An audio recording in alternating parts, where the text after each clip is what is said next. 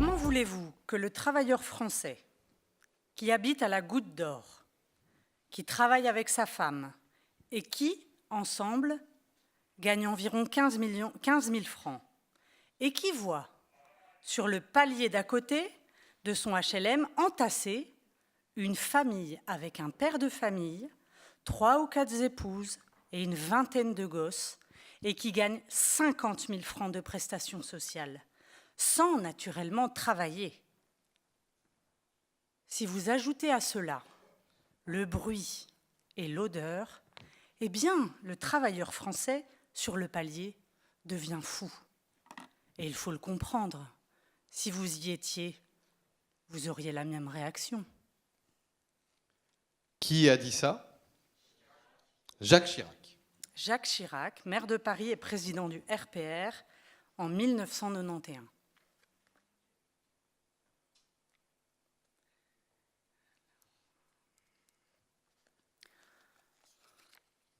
Bien sûr, il y aura toujours des personnes qui confondent assurance chômage et Win for Life. C'est pour débusquer ces éléments récalcitrants que les services de l'emploi ont pour mission de sévir. Qui a dit ça? Sarkozy? C'est un Belge. C'est un Belge. Qui a dit ça?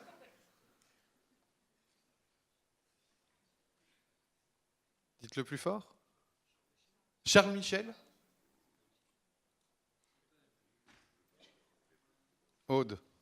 Qui a dit ça? Jean-Paul Bombarts, journaliste à l'Écho, éditorial du 12 janvier 2018. Si à 50 ans, on n'a pas une Rolex, on a quand même raté sa vie.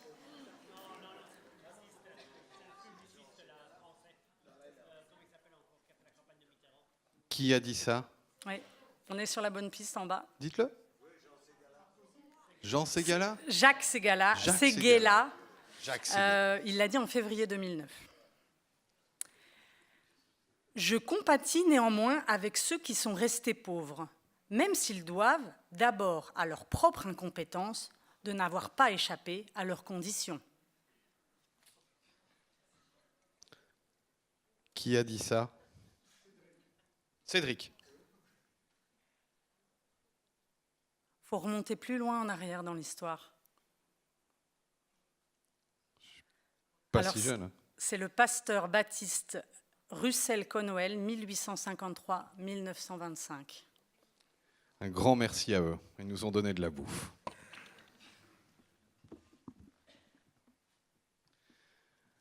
Bonsoir.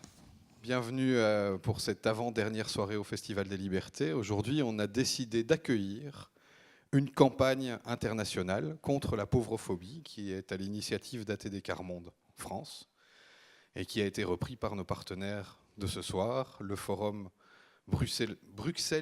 Ah putain, il a changé de nom, c'est compliqué. Bruxelles lutte contre les inégalités. C'est ça? Merci.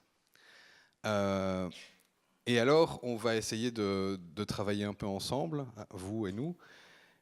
Mais je voudrais quand même vous signifier ceci, c'est que le Festival des Libertés, pour la première fois, accueille un dispositif assez fameux qui nous est offert par Zine TV et qui consiste à ce que tous les débats du studio sont filmés et montés en direct. Ils ne sont pas diffusés en direct, mais peu de temps après la fin de la séance, ils seront diffusés sur Internet. Et donc, je vais vous demander une chose maintenant, c'est que les personnes qui, dans le public, ne voudraient pas que leur visage apparaisse ou soit diffusé, lèvent la main. Bien haut la main. Et alors, secouez-la, cette main, s'il vous plaît. Merci. Zine TV, vous avez vu? Ouais? Continuez à secouer la main. Il y en a partout, il va falloir les flouter à mort, quoi. Ok? Vous êtes timide, hein? Ah, ils sont timides. Merci. Bon, alors, et ce dispositif nécessite aussi une chose, c'est que tout ce qui passe pas par un micro ne sera pas entendu. Donc ça veut dire que si à un moment vous devez prendre la parole, on vous invitera à prendre la parole au micro qui est ici, ou alors si on vous demande de prendre la parole de la salle, on vous proposera un micro, on vous le tendra, ou alors on vous laissera parler et je répéterai ce que vous aurez dit s'il n'y a pas de micro. Mais si ce n'est pas passé par un micro, ce ne sera pas entendu. Et pour qu'on puisse vous faire aussi participer sans nécessairement devoir jouer avec les micros, je vais vous poser une série de questions et je vais vous demander de répondre à main levée. D'accord ? Commençons par ça. Parmi vous, je voudrais savoir qui gagne. Il va falloir se révéler, hein, on est entre nous, vous n'êtes pas filmé tout de suite, donc on va se mettre à poil. Parmi vous, qui gagne moins de 1 400 € net par mois ? Je crois que c'est notre public. Hein, c'est cool. Et alors, je vois des menteurs, hein, parce que j'en connais. Et sans allocation, qui gagne plus de 2 000 € net par mois? Et vous pouvez répondre. Hein. Oh. Ils sont moins nombreux. Hein. Sommes-nous moins nombreux? Je suis dedans. Et alors, en comptant les allocations ou les suppléments, qui gagne plus de 2 000 € par mois? Les mêmes plus d'autres. Hein. Et on est moins... Et c'est pas possible, vous comprenez pas les questions que je pose. Je vous ai demandé qui gagne plus de 2 000 € net par mois sans les allocations. J'en vois plein qui lèvent la main, puis je demande qui gagne plus de 2 000 € net avec les allocations, et il y en a moins. C'est pas possible. Mathématiquement, c'est pas possible.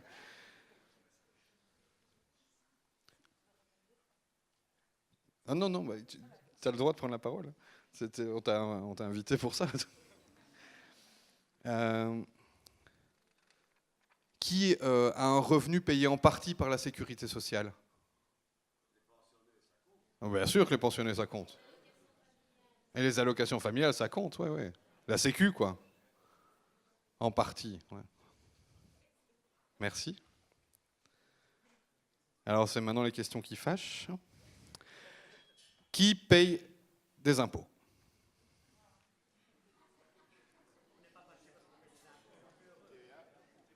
Ah, attends, les questions qui fâchent arrivent. C'est pas mal, hein? Tous ces pauvres qui payent des impôts. Qui ne payent pas d'impôts? Sortez.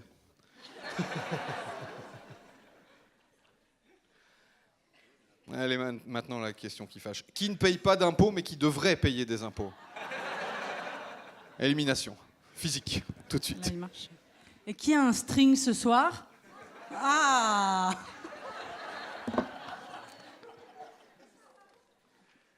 Bon, c'était cool, on est content que vous soyez là, merci. Merci. Alors, donc je vais quand même vous présenter Cédric, je crois que tu ne l'as pas fait. Donc Cédric, il travaille pour Bruxelles Laïque, l'organisation qui conçoit, anime, organise le Festival des Libertés avec le Théâtre National. On a Nicolas Dequeuche, qui est le directeur du forum Bruxelles contre les inégalités. On a Sarah Delatte, qui est géographe. Voilà. C'est ça. On a Bert Leutz qui travaille pour ATD Carmonde en Belgique. Et on a Michel Pouzol qui est français. Alors, je vais... Non, mais parce que... Est-ce qu'il paye ses impôts ou est-ce qu'il est en Belgique pour éluder l'impôt? Il nous fallait une femme, un français, et un barbu et un blanc. Voilà. Et on a une femme barbue, c'est Aude, qui voilà. est...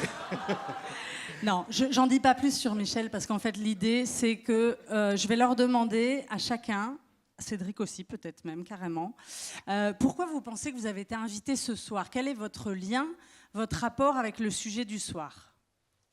C'est moi qui commence? Bah, vas-y. Bon, c'est con parce que ça spoil le truc de tout à l'heure, mais c'est pas grave. Quand on s'est réunis en comité de programmation du Festival des Libertés et qu'on a dit que dans la question du pouvoir, qui est le sujet du festival de cette année, la richesse et la pauvreté étaient des choses importantes à traiter, et qu'on s'est mis à traiter de la pauvreté, on a un peu fait le tour, qui a envie, qui n'a pas envie, on n'était pas sûr, et puis ma coordinatrice a dit bon, toi tu vas le faire. Donc voilà, c'est pour ça que je suis là. Merci. Nicolas. Et voilà, moi je travaille pour une ASBL qui s'appelle le Forum Bruxelles contre les inégalités. Donc on regroupe une soixantaine d'acteurs, principalement des services sociaux dans les quartiers bruxellois. Et effectivement, on a lancé ce projet et cette campagne Pauvrophobie au mois de septembre dernier. D'accord, super. Merci Sarah. Toi, ton rapport avec les questions pauvrophobie, pauvreté, c'est lequel ? Moi, je suis géographe, mais je suis aussi dans l'Observatoire belge des inégalités, qui est un site internet bilingue, inégalité.be, sur lequel on parle des inégalités sociales. Et je suis géographe, et alors, évidemment, je remplis cette double fonction d'être à la fois une femme et une universitaire, ce qui est bien pratique dans un panel. Berthe, toi ? Donc, puisque ATD Quart Monde, où je travaille, est un mouvement de lutte contre la pauvreté, pauvrophobie, vous voyez déjà un petit lien. Et plus dans le détail, j'ai fait partie, il y a quelques années, de l'équipe nationale d'ATD Quart Monde en France. Et à cette époque, on a beaucoup travaillé pour publier un petit livre avec le titre « En finir avec les idées fausses sur les pauvres et la pauvreté ». Et donc voilà, moi j'ai à l'époque aidé à l'accouchement, on peut dire, de ce livre. Et dans la foulée, on a aussi été dans une bataille pour faire reconnaître la discrimination fondée sur la précarité sociale. Merci beaucoup. Et donc Michel, qui est français, à part ça ? Déjà, je suis français, donc Michel Pouzol. Merci de m'accueillir dans ces contrées lointaines. J'ai un peu peur en arrivant, mais moi, j'ai pas l'habitude. Vous savez, quand on est à Paris, Il est arrivé au Voilà. restaurant, il a pris une bière et des moules frites. Quand même, c'était le minimum. Alors, moi, je vais commencer par vous dire que j'ai été député de la République française, représentant donc le peuple français. Je vous dis ça parce que je ne sais pas comment ça se passe en Belgique. Mais chez nous, en France, dans les 5 minutes, normalement, un député ou un ancien député ou un parlementaire, il se débrouille pour vous le dire. Il ne vous le dit pas dans les 3 premières minutes parce que les 3 premières minutes, il pense que vous l'avez reconnu. La 4e minute, il commence à flipper en se disant « Putain, c'est pas possible, ils m'ont pas reconnu. Non, ça, c'est pas possible, ils m'ont reconnu forcément, mais autant que je le dise. » Et donc, ils attendent la 5e minute pour vous dire « Au fait, je suis député ou j'ai été député. » Donc voilà, vous savez, je préfère vous faire gagner du temps. On passe ces 4 minutes. Donc j'ai été député de la France et j'en suis assez fier. Mais j'ai aussi été, quelques années avant, une dizaine d'années avant, un RMiste, c'est-à-dire quelqu'un qui vivait au revenu minimum d'insertion, qui est le minima social en France. C'est-à-dire je vivais avec ma femme enceinte, ses 2 enfants, avec 650 € par mois dans une cabane, un cabanon en lisière de forêt de Bretigny-sur-Orge. Voilà. Et donc j'ai connu la très grande pauvreté. J'ai connu après, par hasard, le destin de la vie, les chemins de la vie, un parcours très atypique. Et si je témoigne sur la pauvrophobie, j'en parlerai parce que j'ai écrit beaucoup de choses là-dessus, mais j'ai aussi fait un documentaire qui est passé sur la 2 en Belgique il y a quelques temps, qui s'appelle « Pourquoi nous détestent-ils, nous les pauvres ?», que j'ai co-réalisé avec Sarah Carpentier. C'est surtout pour vous dire une chose. Comment ça commence, les choses ? Il y a beaucoup de gens qui pensent que je suis un mec formidable parce que j'ai été député. C'est vrai. Non, il va falloir le connaître. En toute modestie. Et donc, il faut être intelligent pour être député. C'est le haut du panier, c'est quand même, c'est ce que les députés croient. C'est plus compliqué dans la réalité. Mais bon, la plupart pensent que quand vous êtes là, vous êtes l'élite de la nation, etc., etc. Et que par contre, quand vous êtes dans un cabanon en vivant au RMI, à pas savoir comment boucler les fins de mois qui commencent le 6, parce que le 5, vous avez touché votre allocation, donc le 6, la fin de mois commence, et va durer donc un mois entier, vous êtes forcément beaucoup plus con, parce que c'est que vous ne voulez pas vous en sortir ou que vous ne faites pas les efforts nécessaires.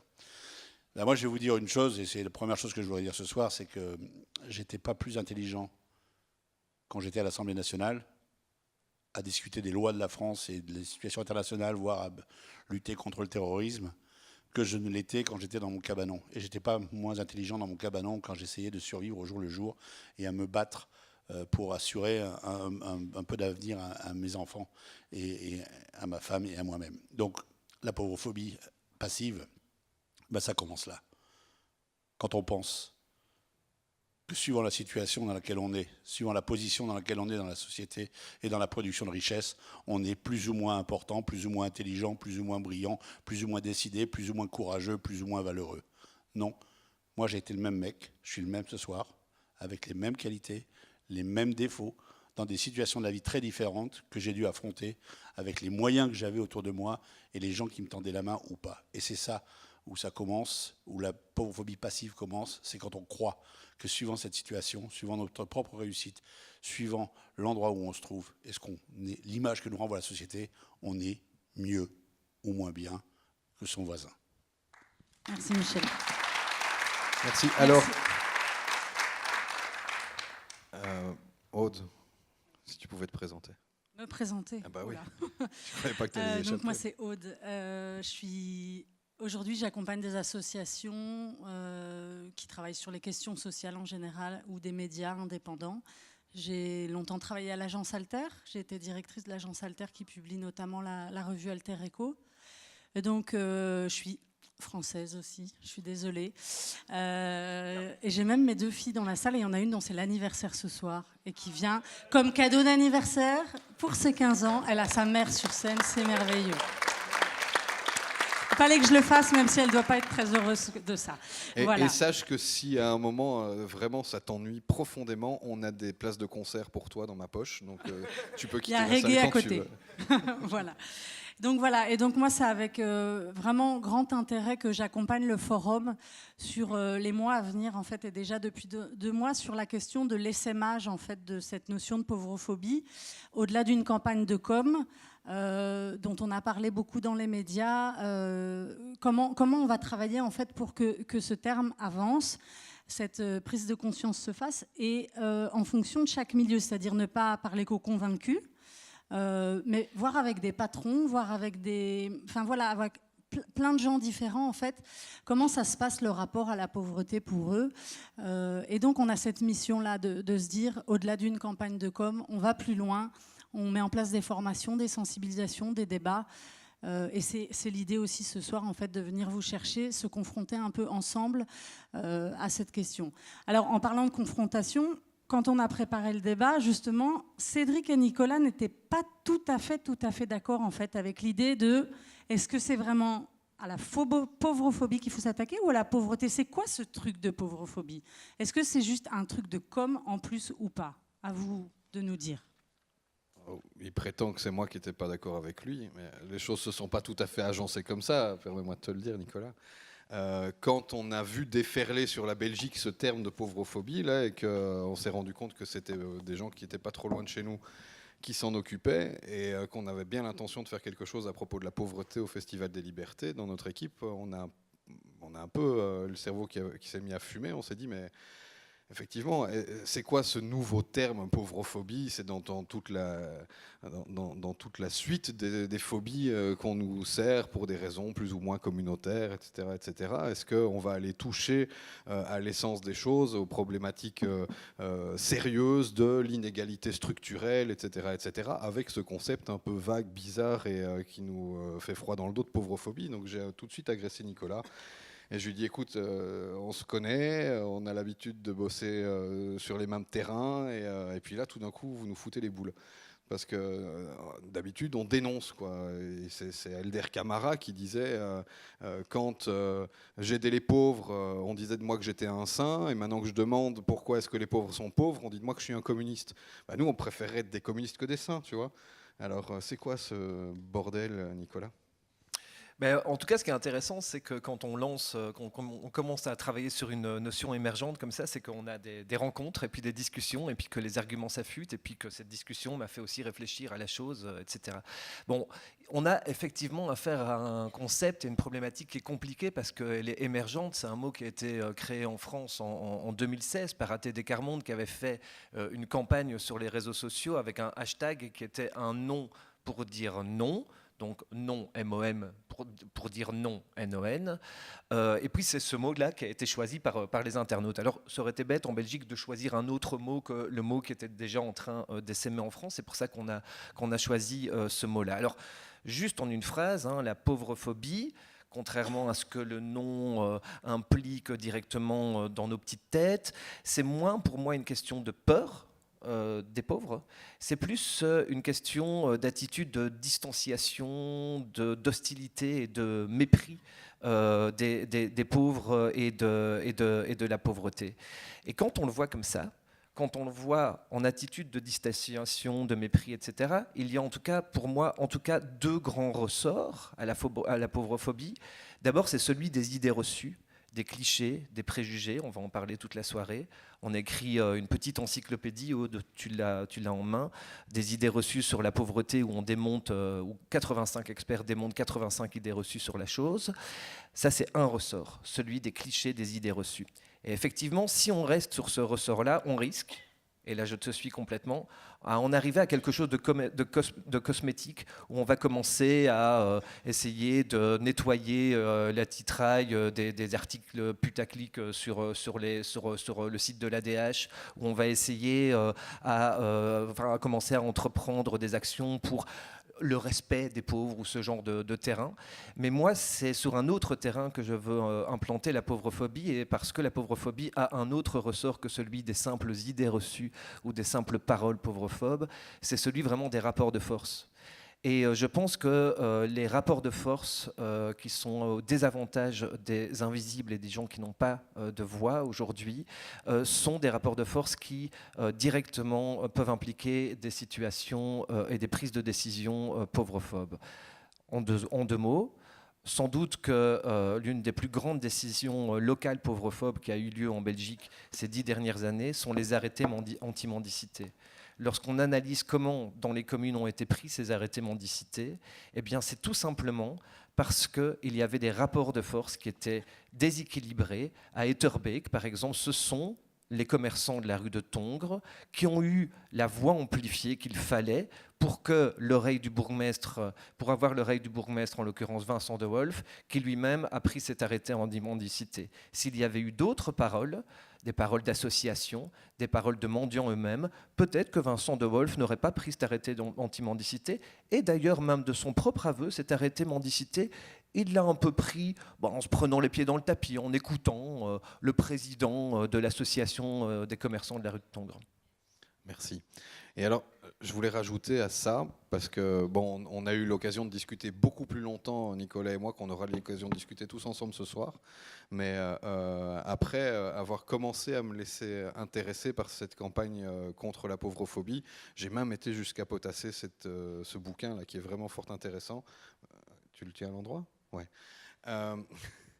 Et moi, qui à Bruxelles Laïque travaille beaucoup dans le registre de l'éducation populaire, je me rends compte qu'en fait, on est parfois démunis quand on discute avec les gens de la question de la pauvreté, des questions structurelles qui nous importent, parce que effectivement, les clichés, les stéréotypes, les généralisations sur la pauvreté, qui sont très très largement diffusées dans les médias, qui sont diffusées par les hommes politiques qui veulent se faire élire facilement, etc., eh ben, ça percole dans la tête des gens.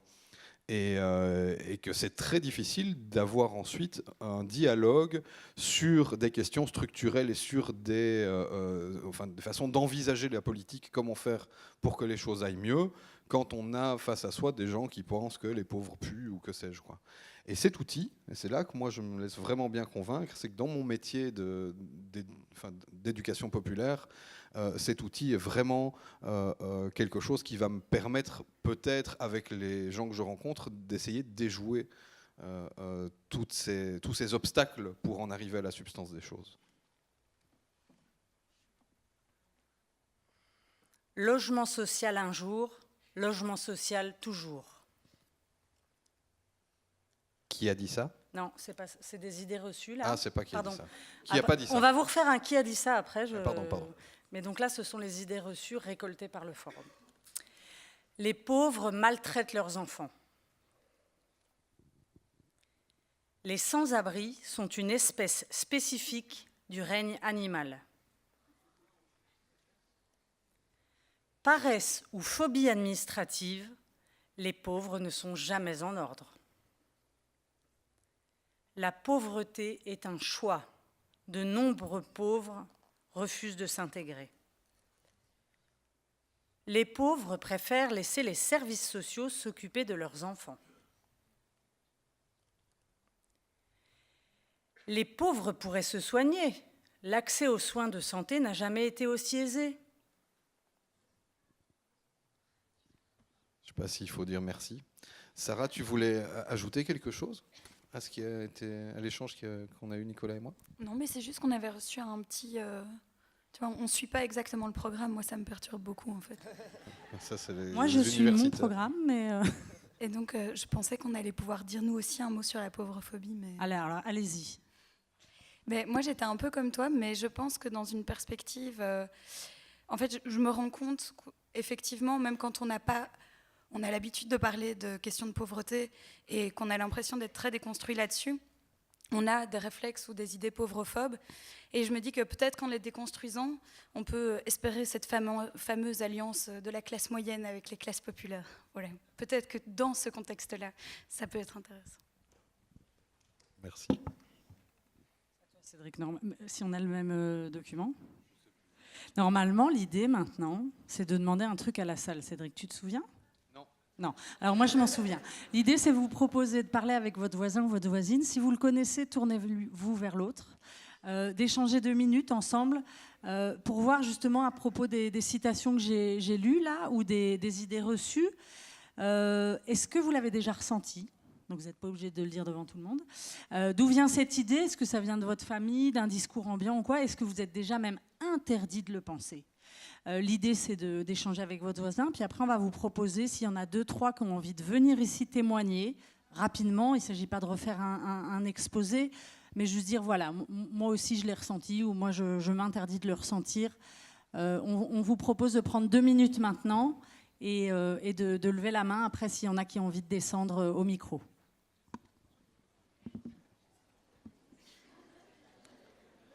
Si on peut éclairer un peu plus le public.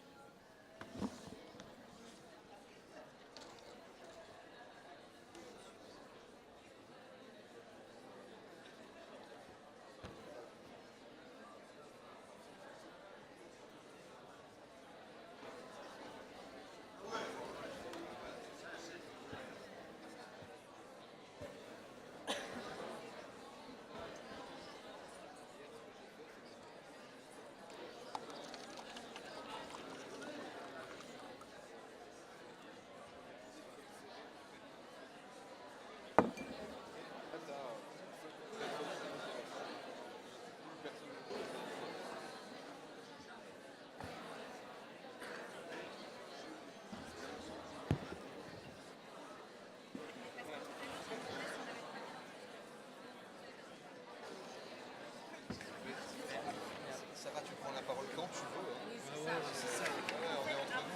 Je vais vous demander qu'est-ce qui contribue à appuyer que les pauvres sont Ouais, c'est ça. Mais non, mais c'est très bien.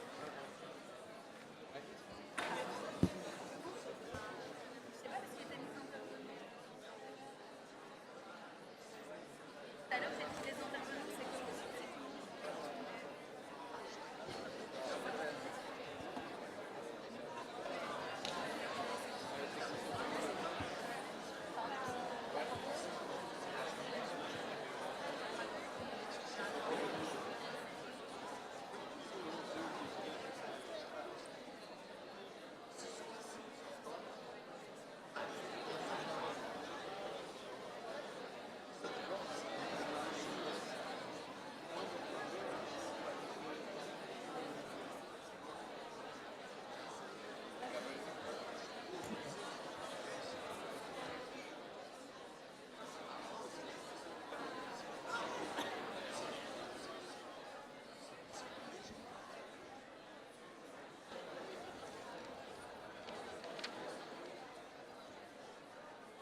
C'est frustrant de ne pas pouvoir entendre tout ce qui s'échange. Mais en tout cas, ça échange, quoi. Mais à défaut de pouvoir que tout le monde entende ce que tout le monde dit, vu qu'on est très nombreux, si des personnes ont envie d'exprimer quelque chose et de venir ici au micro, c'est le moment de le faire. Donc j'invite les personnes qui veulent parler. Il y aura quelques moments comme ça dans la soirée. Ils ne seront pas nombreux. Si vous voulez dire quelque chose, de descendre au micro. Descendez à plusieurs, comme ça, Ouais, ça vous permet venez de tous, voir hein, que tous vous ceux ne qui veulent parler.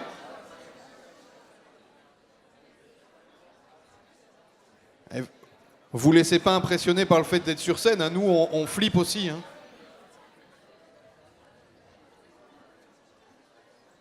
Mais après, comme c'est relativement cadencé et que dans 1h15 on va rendre la salle, ce sera plus temps de se dire zut, j'avais quelque chose à dire, quoi.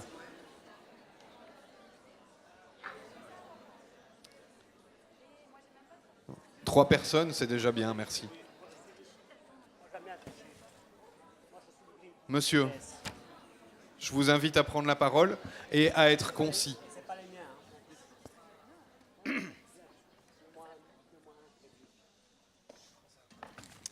pas trop l'habitude. Vas-y. J'ai pas trop l'habitude, mais le samedi, je suis venu ici. J'ai un sac. Ok, j'ai un sac à dos, tout déchiré là-bas. Peut-être on peut montrer. Et on m'a dit finalement, je pouvais entrer, mais quand même pas des bêtises. Et donc mercredi, je suis revenu parce que j'ai une maison laïque. Maintenant, Sven, tu vas revenir. C'est intéressant les débats. Et donc, mercredi soir, on m'a chassé comme un chien, la sécurité. On m'a arraché, tiré les vêtements dans un petit coin pour me battre.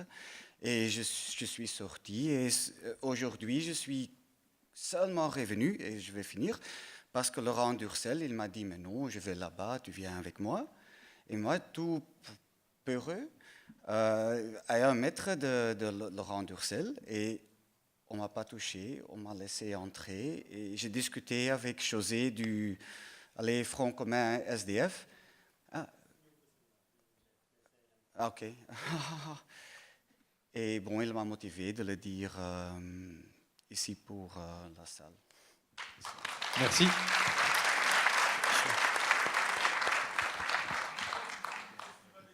Monsieur, allez-y.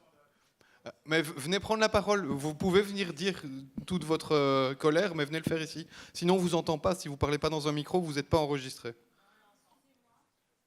Venez parler. Venez ici. On ne vous entend pas. Descendez.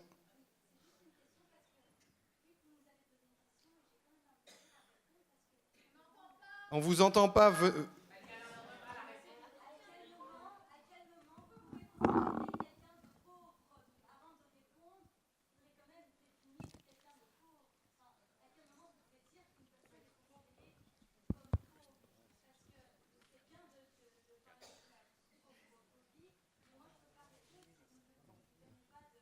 Ok, donc pour les personnes qui n'auraient pas entendu, Madame demande quelle est la définition de quelqu'un de pauvre. On parle de la pauvrophobie et elle s'étonne qu'on n'ait pas... Voilà.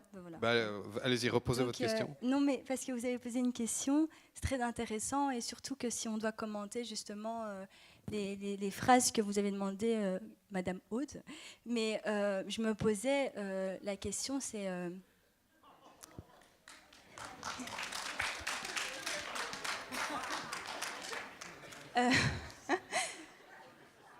à quel moment on peut considérer quelqu'un de pauvre?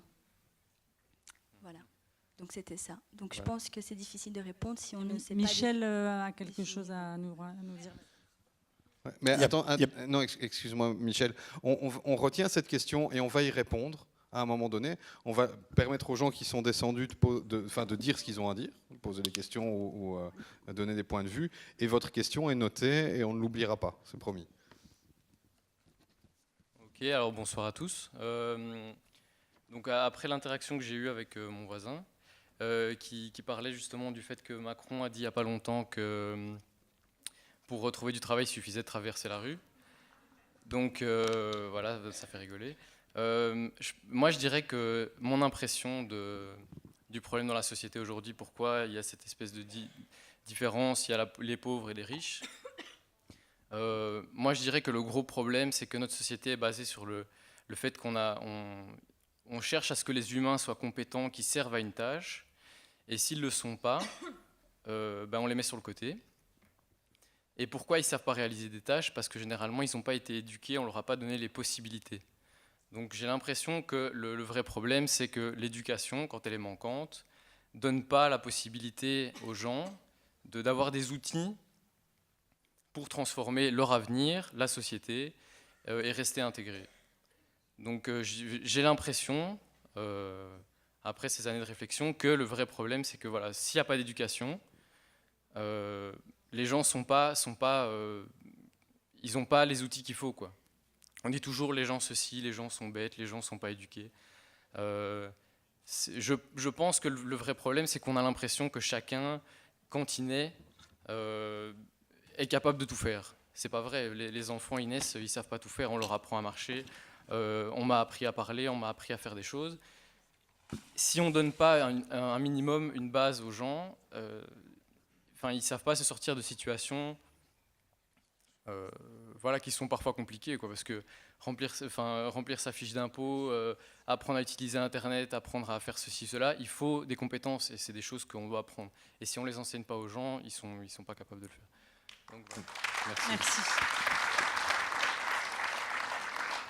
Allez-y, monsieur. Bonsoir. On va changer de continent.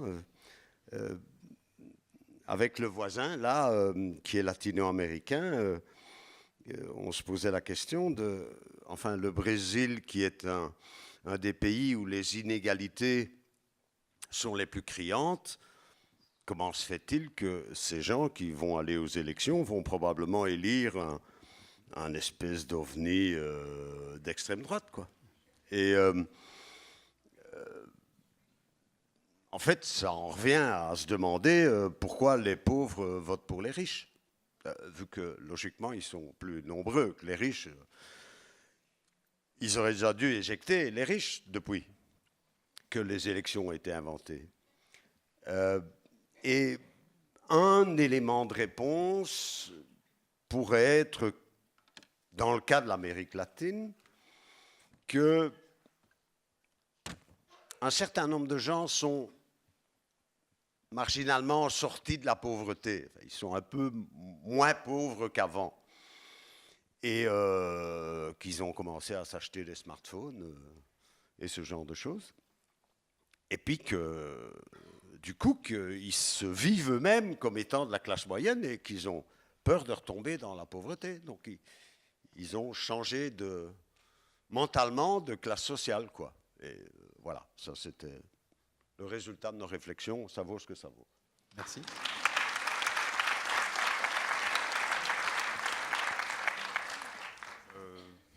Micro, ouais, je suis pas habitué non plus. En fait, moi, je ne vais pas forcément partager ce que j'ai partagé avec ma voisine, mais je voulais juste... Il y a un truc qui m'a heurté, c'est qu'il y a quelqu'un qui est venu dire quelque chose qui, je trouve, est passé au silence. Enfin, en tout cas ici. Alors peut-être qu'il y a d'autres endroits pour le travailler. Mais moi, je suis aussi, depuis quelques années, à chaque fois que je viens, je trouve que voilà, il y a peut-être des raisons pour lesquelles la sécurité se renforce de cette manière-là, mais voilà. On est dans une société où, en effet, voilà, on a les témoignages où la police tabasse, etc. Certains personnels de sécurité ont aussi, je crois aussi, agissent aussi avec beaucoup de stéréotypes et peut-être aussi des fois, voilà, je ne vais pas stigmatiser toutes les personnes qui travaillent à la sécurité et dire qu'ils vont taper une personne qui est mal habillée ou qui est habillée comme un pauvre ou quoi, mais personnellement, moi, je suis assez choqué. Je me dis, ça se passe ici et je trouve qu'il y a un moment à prendre pour ça, plutôt qu'aller théoriser sur des choses beaucoup plus... macro est loin de nous. Je pense que si on veut agir, il faut commencer par ses propres préjugés et par nous-mêmes, qu'est-ce qu'on peut faire. Sinon, ça n'a aucun intérêt. Enfin, voilà, c'est mon...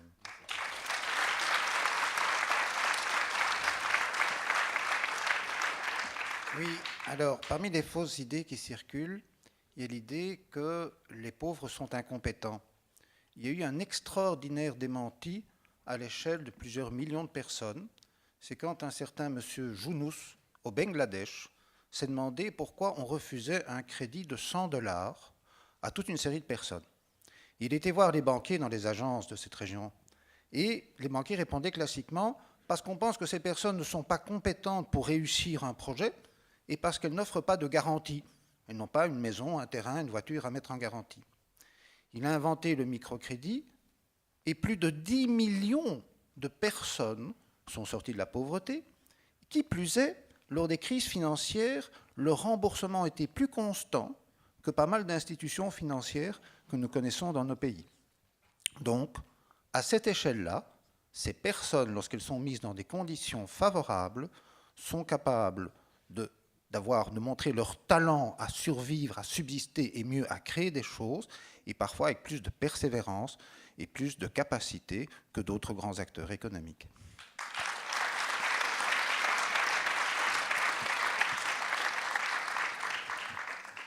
Prochain tour.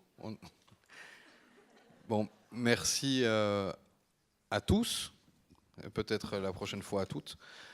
J'avais absolument pas l'intention, en tant qu'organisateur du Festival des Libertés, de laisser dans l'ombre ce dont monsieur est venu témoigner. Je pense que ce témoignage, il est heurtant pour moi, en particulier, qui représente ici le Festival des Libertés, pour vous qui êtes le public, pour ce que monsieur a vécu. Je suis extrêmement étonné. Et je vais vous expliquer pourquoi. Et je vous invite, monsieur, à ce que, quand cette séance est terminée, vous veniez me voir et on discute de ça très sérieusement. D'accord ? Mais on ne va pas passer la soirée à traiter ça avec tout le public. Mais juste, je vais vous dire un mot, parce que c'est une demande tout à fait légitime de votre part qui avait entendu ce témoignage, et de la vôtre, monsieur, qui avait donné ce témoignage. Le service de sécurité du Festival des Libertés est un service de sécurité qui s'est fondé pour le Festival des Libertés il y a 15 ans. C'est un club d'arts martiaux qui faisait des petits boulots de sécurité au départ pour payer l'existence de leur club d'arts martiaux.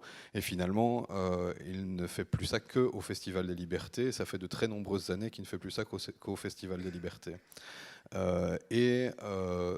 Leurs pratiques ont été construites en synergie avec ce que nous, à Bruxelles Laïque et au Festival des Libertés, nous voulons porter comme valeur, notamment de liberté, d'égalité, etc.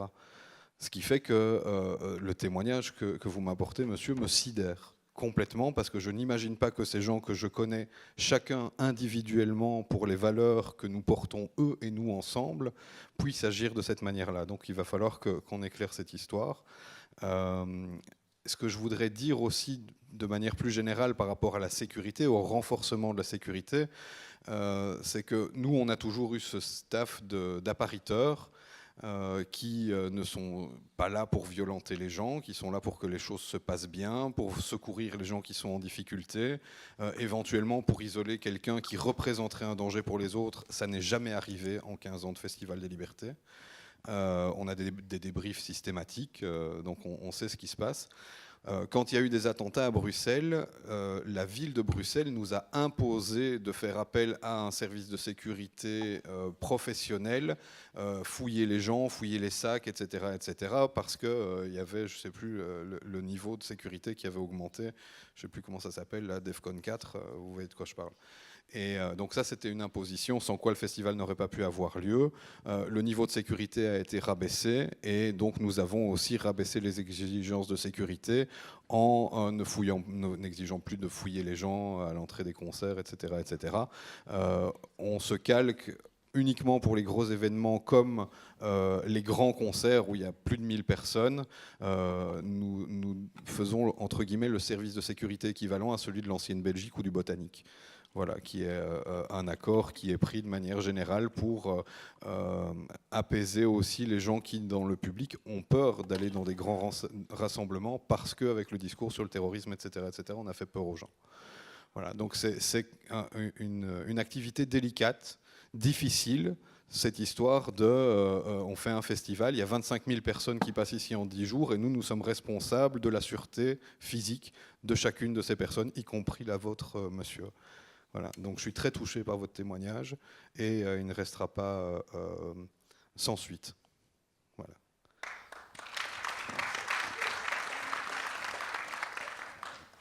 Alors, l'idée maintenant, c'est quand même qu'on donne la parole aux intervenants, même si on trouve intéressant effectivement qu'il y ait ces échanges ici, parce que donc on a invité des personnes qui ne sont pas là pour faire de la théorie, mais vraiment là pour essayer à travers leur parcours. Donc, on le voit, une femme qui travaille comme géographe et à l'Observatoire des inégalités, un monsieur qui travaille chez ATD Quart Monde. Donc là, c'est pas de la théorie qu'on fait toute la journée. Et Michel Pouzol, qui est donc français. Et voilà. Et donc l'idée, c'est effectivement d'éclairer un peu ce concept. Et d'aller chercher un petit peu en fait les causes, puisque là, ce qu'on a vu dans cette première partie, en fait, c'est que c'est facile d'avoir ces réflexes, que sans doute ça nous est tous arrivé et tout arrivé un jour d'avoir ce genre de pensée, ou en tout cas de s'en approcher. L'idée, c'est un peu d'essayer de venir déconstruire et de chercher pourquoi en fait ça existe, qu'est-ce qui se passe et qu'est-ce que vous observez sur le terrain dans votre travail. Michel et Nicolas prendront la parole, eux, par la suite, sur plutôt qu'est-ce qu'eux proposent comme solution, de par leur expérience. Voilà, qu'on essaye un petit peu de tirer des fils et pas juste de rester sur des constats de cause, mais aussi sur des constats d'action. Donc, je vais vous proposer, je ne sais pas lequel de vous deux veut démarrer. Qu'est-ce que vous... Alors voilà, Berthe, qu'est-ce que toi tu aurais à nous dire comme, sur les mécanismes de la pauvrophobie à travers ce que tu fais comme boulot et en réaction aussi à ce qui a été échangé avec la salle éventuellement. Je te laisse 10 minutes et maximum. Notamment, n'oublions pas la question de madame sur la définition de ce que c'est un pauvre. Oui, alors ça... Ah bah Michel va le faire tout de suite. Ça, je veux bien le faire tout de suite parce que c'est très simple. En fait, globalement, il y a plusieurs indicateurs qui donnent une idée de ce qu'est la pauvreté. On estime qu'à 60% sous le salaire médian, on est en situation de pauvreté. Voilà, en gros, donc c'est les personnes qui gagnent 60% en dessous du salaire médian d'un pays. Donc alors le médian, c'est le salaire, c'est pas le salaire le plus bas, hein, c'est pas le salaire minimum, c'est le salaire médian qu'on a défini par rapport à un salaire moyen. C'est pas la moyenne, c'est en pas fait. La moyenne. Parce que la moyenne, si quelqu'un gagne 100 000 euros et un autre gagne 2 euros, ça tient compte du pourcentage de gens qui gagnent... Ils sont au-dessus de 50%. Au-dessus des 50% et en dessous. Donc, non, mais le salaire médian, en gros, ça définit le niveau de vie moyen d'un pays. Je vais t'aider avec des chiffres pour la Belgique, Michel. Donc, on considère en Belgique que lorsqu'on vit de manière isolée, c'est-à-dire seul dans un logement, si on n'a pas un revenu de 1150 euros, ça évolue chaque mois avec évidemment l'indexation, de 1150 euros, on est considéré comme pauvre. Ça, c'est pour la pauvreté monétaire. Il y a aussi, juste en une minute, une autre manière de calculer le risque de pauvreté et d'exclusion sociale. Et ça, c'est un calcul qui est fait à partir d'une grille qu'on pose aux gens. Est-ce que vous pouvez vous payer une semaine de vacances par an ? Est-ce que vous avez un lave-linge? Est-ce que vous pouvez vous déplacer sans problème? Est-ce que vous pouvez inviter une fois par mois quelqu'un à manger à la maison? Et si effectivement on n'arrive pas à répondre à au moins 6 de ces 12 critères, je pense, ou 9 de ces 12 critères, alors on est considéré comme étant à risque de pauvreté ou d'exclusion sociale. Les chiffres, tu les connais pour Bruxelles? Alors, en Belgique, il y a 20% de personnes qui sont soit sous le seuil de pauvreté, soit à risque de pauvreté ou d'exclusion sociale. Et à Bruxelles, ça explose. Donc, pour la Belgique, c'est la moyenne nationale. À Bruxelles, on arrive à 40% des Bruxellois qui sont sous le seuil de pauvreté ou à risque d'exclusion sociale. Et malheureusement, personne n'est futurologue, mais on peut imaginer que tous ici, dans cette salle, on vivra le moment où il y aura davantage de pauvres à Bruxelles que de gens qui ne sont pas pauvres. Et juste pour terminer, pour avoir la photographie en France, vous avez 9 millions de personnes qui vivent sous le seuil de pauvreté. Ça fait plus d'habitants que la deuxième région française, qui est la région Rhône-Alpes-Auvergne, où il y a 8 millions d'habitants. Donc il y a 9 millions de gens qui vivent sous le seuil de pauvreté. En Allemagne, je crois qu'on est pas loin de 15 millions. Et l'idée du revenu médian, qui est un peu complexe à comprendre, elle a un avantage, c'est qu'elle est valable pour tous les pays, quels qu'ils soient. Et donc ça donne une image assez forte du niveau et du taux de pauvreté dans chacun des pays. Voilà, c'est ça l'intérêt de cette analyse-là. Merci. Alors, je te redonne la parole, Berthe, sur toi, ta vision des causes et des mécanismes de la pauvrophobie. Oui, par où commencer? Peut-être un peu par moi-même, parce que je pense que j'ai moi-même dû faire un long chemin pour y comprendre quelque chose. Déjà parce que je suis homme, je suis blanc, je suis hétérosexuel, j'ai 50 ans Et donc, voilà, pour une personne comme ça, en fait, les portes sont ouvertes généralement. On n'est pas confronté soi-même à ce que des gens ont tout de suite des idées négatives en général. Donc ça, c'est une première chose.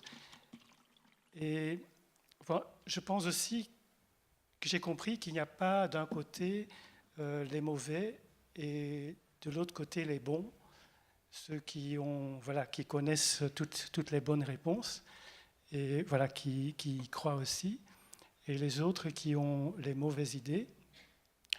Je pense qu'on ne peut pas s'empêcher, comme être humain, à avoir tout de suite une opinion, de fonctionner avec des choses, des connaissances, des savoirs très superficiels, quelque chose qu'on a lu, qu'on a entendu, qu'on généralise.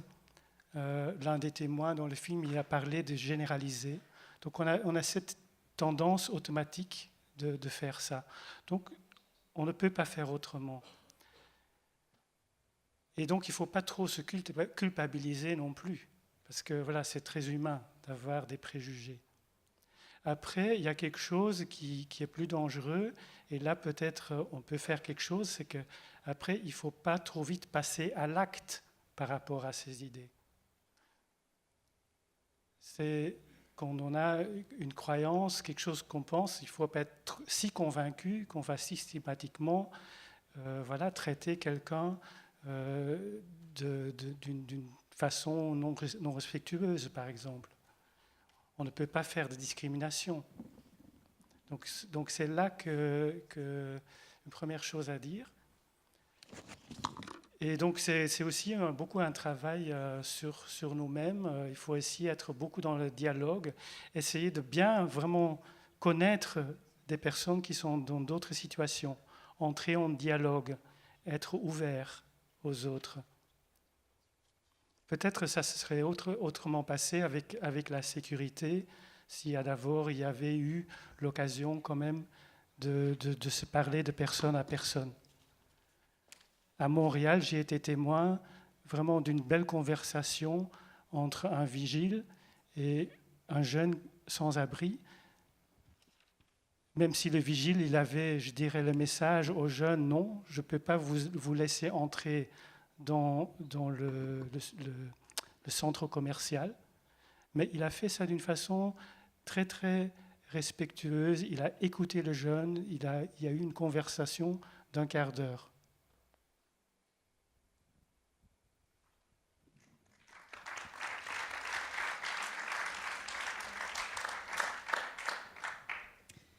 Sarah, toi, qu'est-ce que dans ton travail, Qu'est-ce que quoi? Qu'est-ce que quoi? Tu veux que je te pose une question directe? Non, je crois que ça va aller, mais je voudrais juste être sûre de savoir où on est. On est dans la seule partie où tu as le temps pour toi. Tu as droit à 10 minutes seule. Ouais. Tu peux parler de tout ce que tu veux. Tout ce que tu as à dire, c'est maintenant. Est-ce que vous voulez 30 secondes sur cette histoire de revenu médian ou pas? Ok. Si on prend 100 personnes et qu'on les classe du plus pauvre au plus riche, le revenu médian, c'est le revenu de la 50e personne. Donc vous avez d'un côté 50 personnes et de l'autre 50 personnes. Le revenu médian, c'est celui qui coupe le groupe en deux. Le revenu moyen, c'est si on prend le revenu du plus pauvre et le revenu du plus riche et qu'on fait la moyenne. Ou qu'on fait la moyenne sur le tout. On fait plus, on divise. Enfin, voilà. Et donc, le revenu moyen, il est tiré sur les extrêmes. Si vous avez un type qui gagne des millions d'euros, évidemment, ça va tirer le revenu moyen vers le haut. Parce qu'en fait, vers le bas, c'est facile. Le moins, c'est toujours 0. Vers le haut, ça n'a aucune limite. Et donc, voilà, le revenu médian, c'est ça. Ça sépare la population en deux. Et alors, moi, sur cette question de pauvrophobie ou de comment ça peut avoir aussi des dimensions spatiales, en fait, je pense que ce qui est aussi intéressant, c'est que c'est une notion qui n'est pas uniquement individuelle, mais qui peut aussi avoir comme ça un aspect plus général. Et au niveau spatial, c'est quelque chose qui est assez intéressant. Et je voudrais vous démonter un concept que tout le monde aime beaucoup, qui est le concept de mixité sociale, qui est un concept politique qui repose sur la conception selon laquelle, si vous avez un quartier avec beaucoup de pauvres et que vous ajoutez des classes moyennes à côté, eh bien, ça va avoir un effet très positif pour les pauvres parce qu'ils vont commencer à comprendre comment ça marche, de trouver un emploi, d'avoir envie d'être propriétaire, de réussir à l'école, etc., etc. Et tout ça, ça apparaît magiquement parce que vous mettez des classes moyennes à côté des pauvres. Et alors, du coup, pour répondre à votre question, c'est quoi un pauvre ? Si on le regarde du point de vue des politiques spatiales, un pauvre, c'est quelqu'un qui rapporte peu d'argent à l'État par ses revenus, par ses impôts. Et en fait, ça a des implications importantes, parce que la mixité sociale, c'est un concept ultra positif. Vous ne pouvez pas être contre ça. Vous n'êtes pas un fasciste quand même. Enfin, je veux dire, il y a quand même un truc là-dessus. Mais en fait, ça veut dire quoi ? Concrètement, dans les faits, ça veut dire qu'on a des politiques publiques, des politiques urbaines qui se mettent en place pour développer cette mixité sociale, mais pas partout. La mixité sociale, on ne la développe pas à Woluwe, par exemple, hein, ou très peu. Par contre, il faut la développer à Molenbeek. Là, oui, c'est vraiment super important de développer de la mixité sociale. Ça veut dire d'amener ou d'encourager l'installation de classes qui ont un niveau socio-économique plus important que la majorité des gens qui se trouvent dans un espace. Et rien que le fait qu'on vous parle de mixifier des quartiers pauvres et pas de mixifier des quartiers riches, ça témoigne de ça. Ça témoigne du fait qu'il y a ou qu'il y aurait des gens qui ont le comportement urbain qui est prescrit et d'autres qui ont un comportement qui est proscrit. Et il s'agirait de les élever, de les amener à être meilleurs, plus normales, à travers notamment des politiques de mixité sociale. Ces politiques de mixité sociale, je pense qu'elles sont... Enfin, en tout cas, ce concept qui est... Parce qu'on en entend parler d'une façon médiatique et très généraliste, mais il y a vraiment un concept politique qui est développé, qui est théorisé, etc., et que vous pouvez retrouver notamment dans les textes que produit la région de Bruxelles-Capitale. Mais outre ça, outre le fait qu'il repose sur une préconception que la concentration de la pauvreté est en elle-même néfaste et négative, c'est aussi des politiques qui développent ou qui risque de renforcer d'autres problèmes, notamment parce qu'il peut y avoir des impacts sur l'évolution des prix des loyers ou des prix des logements, et que ça peut amener des gens à avoir plus de mal à se loger à certains endroits.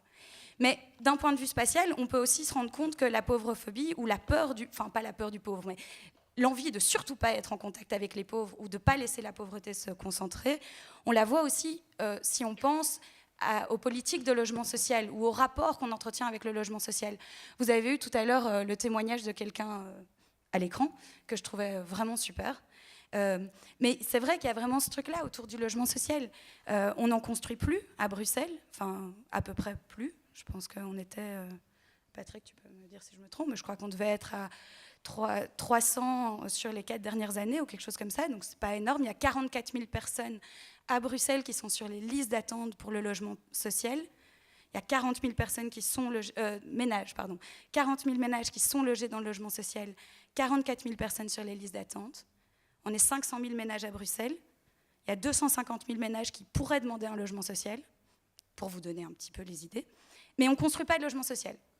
Et ça aussi, évidemment, ça signifie quelque chose, ou en tout cas, c'est symptomatique, et ça témoigne de cet éloignement du problème, ou de ne pas concevoir, de ne pas vouloir faire face à la réalité du problème de la pauvreté et des impacts que ça peut avoir. Et il y a des éléments aussi qu'on peut regarder de l'autre côté, parce que là, j'ai beaucoup accusé les pouvoirs publics et tout ça, mais il y a des quartiers riches, par exemple, il y a une friche, enfin un espace vide dans un des deux Woluwe, vous m'excuserez, le stress m'empêche de retenir lequel, qui s'appelle Notre-Dame-aux-Neiges. Et je ne sais pas depuis combien de temps il est question de construire des logements sociaux sur ce site, mais ça résiste super bien, quoi. Les gens aux alentours, ils résident vraiment bien. Cette idée que vont s'installer des pauvres, c'est déjà un problème. Et donc, il y a évidemment ce qu'on peut tous se demander sur ce qu'on fait et comment est-ce que rapidement on a ce mécanisme pauvrophobe et peut-être comment on peut le combattre, mais il y a aussi des dimensions structurelles et des dimensions politiques. Et voilà, moi comme j'ai un peu étudié la géographie, je vous ai parlé de ce truc spatial.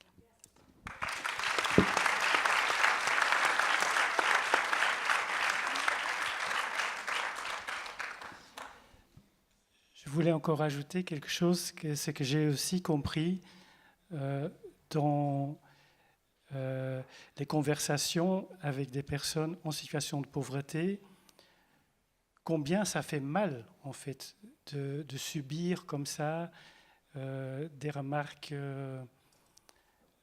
négatives, du mépris. Et il ne faut jamais sous-estimer ça. Et là, je fais aussi le lien avec la discussion au début entre Cédric et Nicolas sur en fait, être plus respectueux et plus gentil avec les personnes en situation de pauvreté, c'est un peu maigre. En fait, il faut que la situation, le logement, que le revenu, etc., que ça améliore.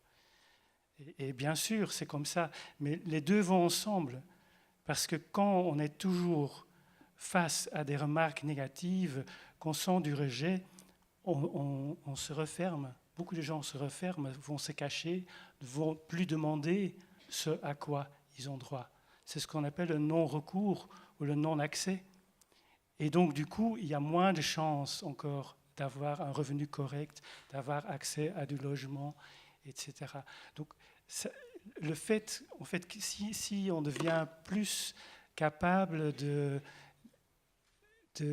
peser nos mots, de ne pas faire des actes de discrimination. Et ce n'est pas toujours méchant, la discrimination, c'est des fois un peu inconscient, mais on fait beaucoup plus attention. Alors ça va aussi diminuer le non-recours, le non-accès. Ce sera beaucoup plus facile aussi pour des personnes en situation de pauvreté d'aller dans les endroits où va tout le monde, de réclamer des choses auxquelles ils ont droit. Merci. Alors Nicolas, donc dans ce qu'on entend, on dit que c'est normal, en tout cas pas anormal, d'avoir éventuellement des préjugés. À partir de quand, en fait, ça devient un problème ? Oui, donc je pense que la pauvrophobie, ce qui est intéressant, c'est qu'il faut vraiment déculpabiliser tout le monde par rapport à ça. Parce que tout simplement, les psychologues nous apprennent que notre manière d'appréhender le monde, elle est faite de grilles de lecture et donc de préjugés. On classe les phénomènes qui nous apparaissent durant toute la journée. Et heureusement, d'ailleurs, parce qu'autrement, notre cerveau tournerait saut, on aurait du mal à appréhender le monde. C'est bien donc normal d'avoir des préjugés au niveau individuel. Là où ça coince, c'est quand les services publics et quand les politiques eux-mêmes commencent à réfléchir par préjugés. Et alors pourquoi ça coince ? Parce qu'en fait, réfléchir par préjugés pour les services publics et les politiques, c'est avoir une mauvaise appréhension des phénomènes de pauvreté, mal connaître les phénomènes de pauvreté, alors on peut s'en foutre, hein, sauf que quand on connaît mal les phénomènes de pauvreté, on ne va pas pouvoir trouver les bonnes réponses à ces phénomènes de pauvreté. Lorsque l'on pense effectivement que la concentration de pauvreté est néfaste ou négative, et que c'est comme ça qu'on pense les choses, on va arriver à une solution qui est un quart de solution, un début de solution, pas une solution du tout, la mixité sociale. Lorsqu'on pense qu'effectivement les pauvres vont créer de l'insécurité dans les quartiers, alors que ce n'est pas vrai, il y a des études qui montrent que les pauvres en fait, créent du sentiment d'insécurité dans les quartiers, mais pas de l'insécurité dans les quartiers. Lorsqu'on pense qu'effectivement les pauvres vont créer de l'insécurité dans les quartiers, alors on n'ose pas bâtir des logements sociaux sur une friche à Woluwe. C'est effectivement cette question, et donc elle redevient politique, éminemment politique. Les idées reçues empêchent les pouvoirs publics et les politiques, qui sont pétris, comme nous tous, d'idées reçues, d'apporter des bonnes solutions parce qu'ils ont une mauvaise compréhension, une mauvaise appréhension du phénomène. La pauvrophobie, on est bien dans la représentation que l'on se fait de la pauvreté. Lorsque l'on combat la pauvrophobie, on essaie d'avoir une meilleure représentation de la réalité des choses.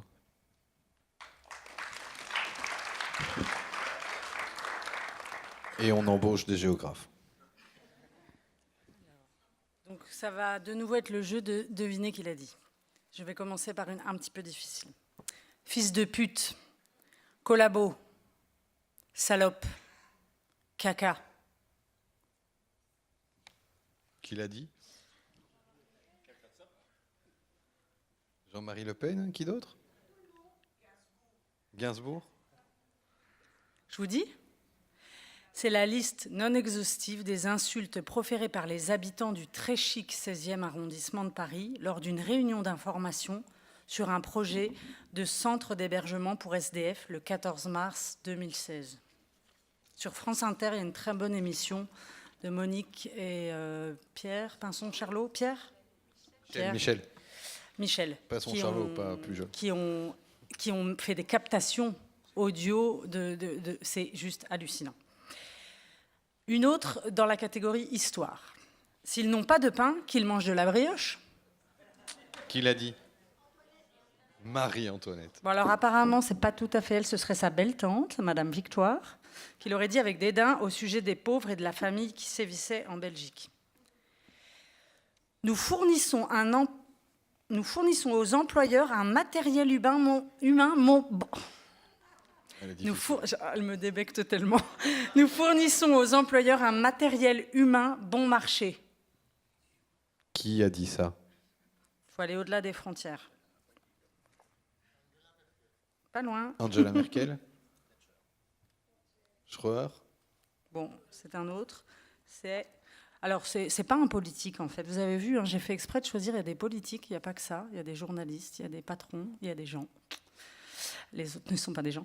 Un collaborateur d'un job center berlinois le 9 mars 2015.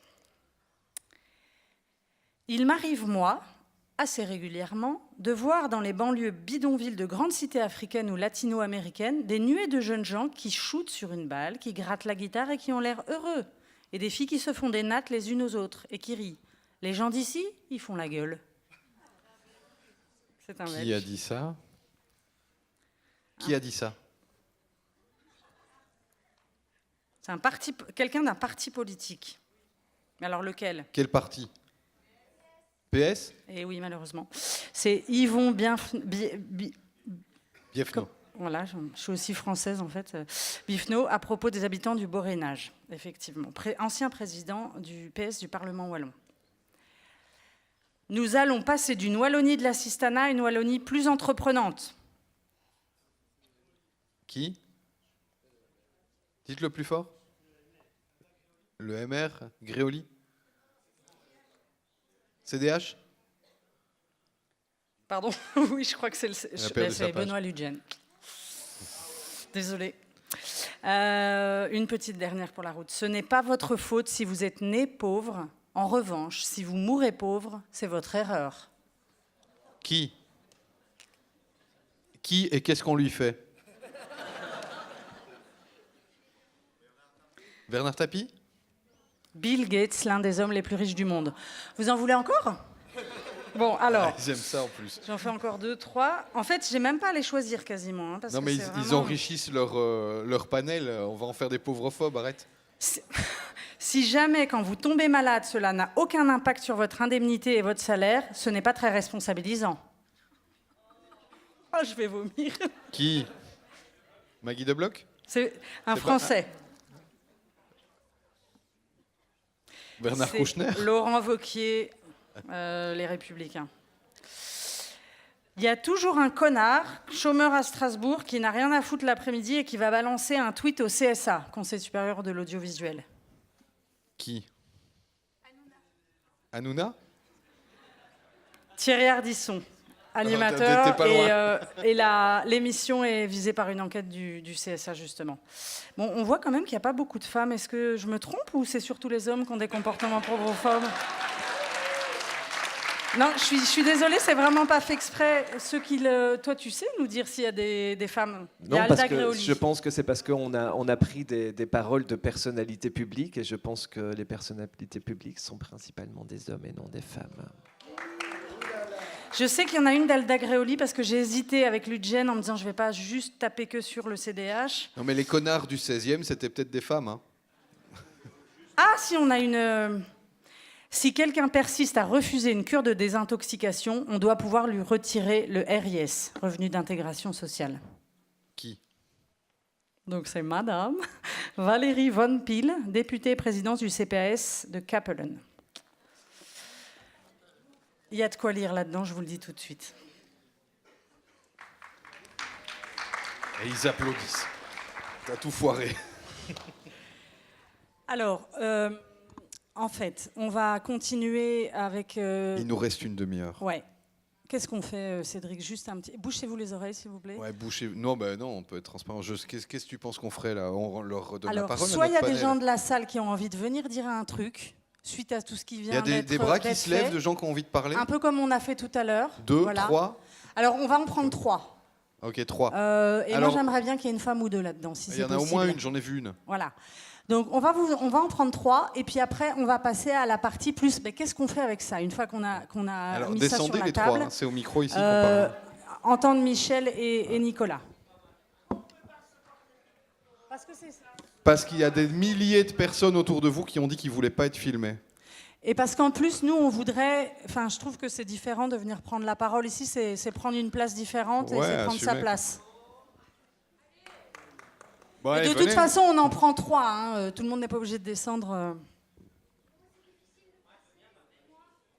Alors, venez. Faut venir. Non?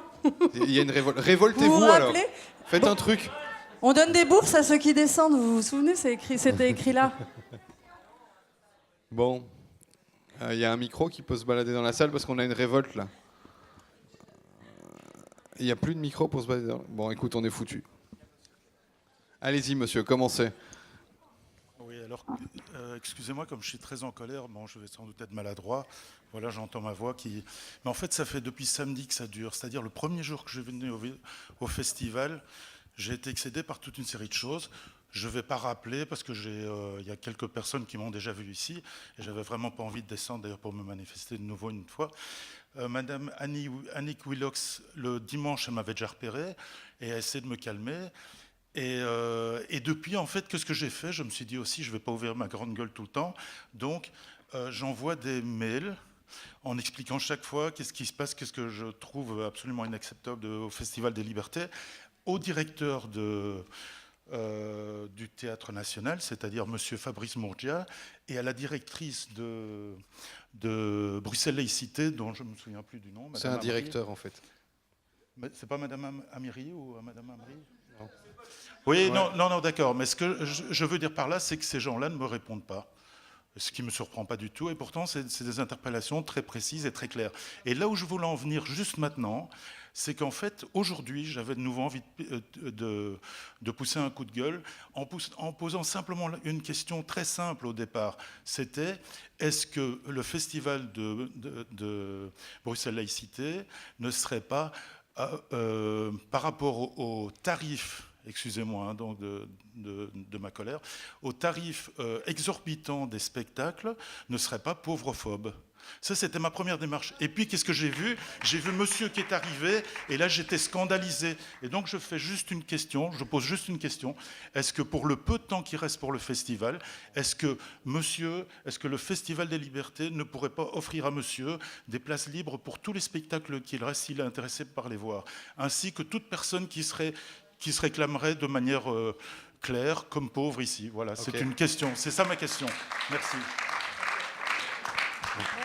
Merci. Alors, je crois qu'il y avait madame ici et puis monsieur là-haut.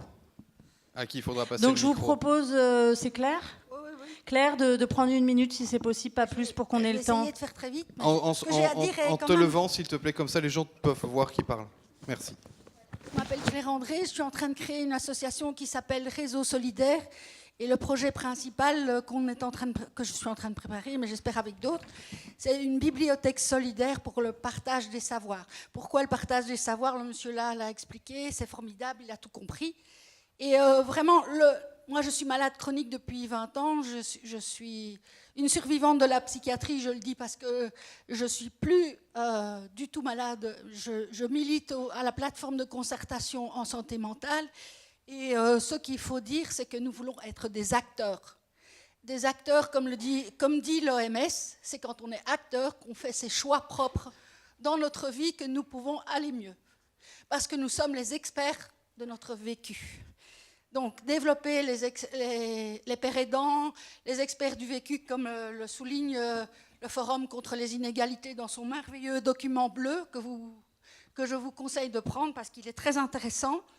Donc, moi, je pense que le problème des professionnels, qu'ils soient de santé ou d'accompagnement, ils ne travaillent pas ensemble. Ils ne veulent pas. Ils ont beaucoup de mal à travailler en réseau, et pourtant, il faudrait. Parce que les professionnels qui travaillent tout seuls, ça ne va plus. Franchement, il y a un problème.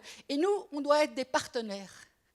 Et ce qu'on fait à Interface, dans la plateforme de concertation en santé mentale, nous sommes des gens qui réfléchissons à la vision du soin, Et c'est très difficile parce que certains professionnels, les hôpitaux notamment, veulent capter les financements. Nous, on fait tout ça gratos. Pourtant, on passe du temps avec des gens, on les écoute et ils partent ragaillardis et avec le sourire aux lèvres, en nous embrassant. Donc ça, c'est quand même chouette et ça coûte rien à la sécurité sociale.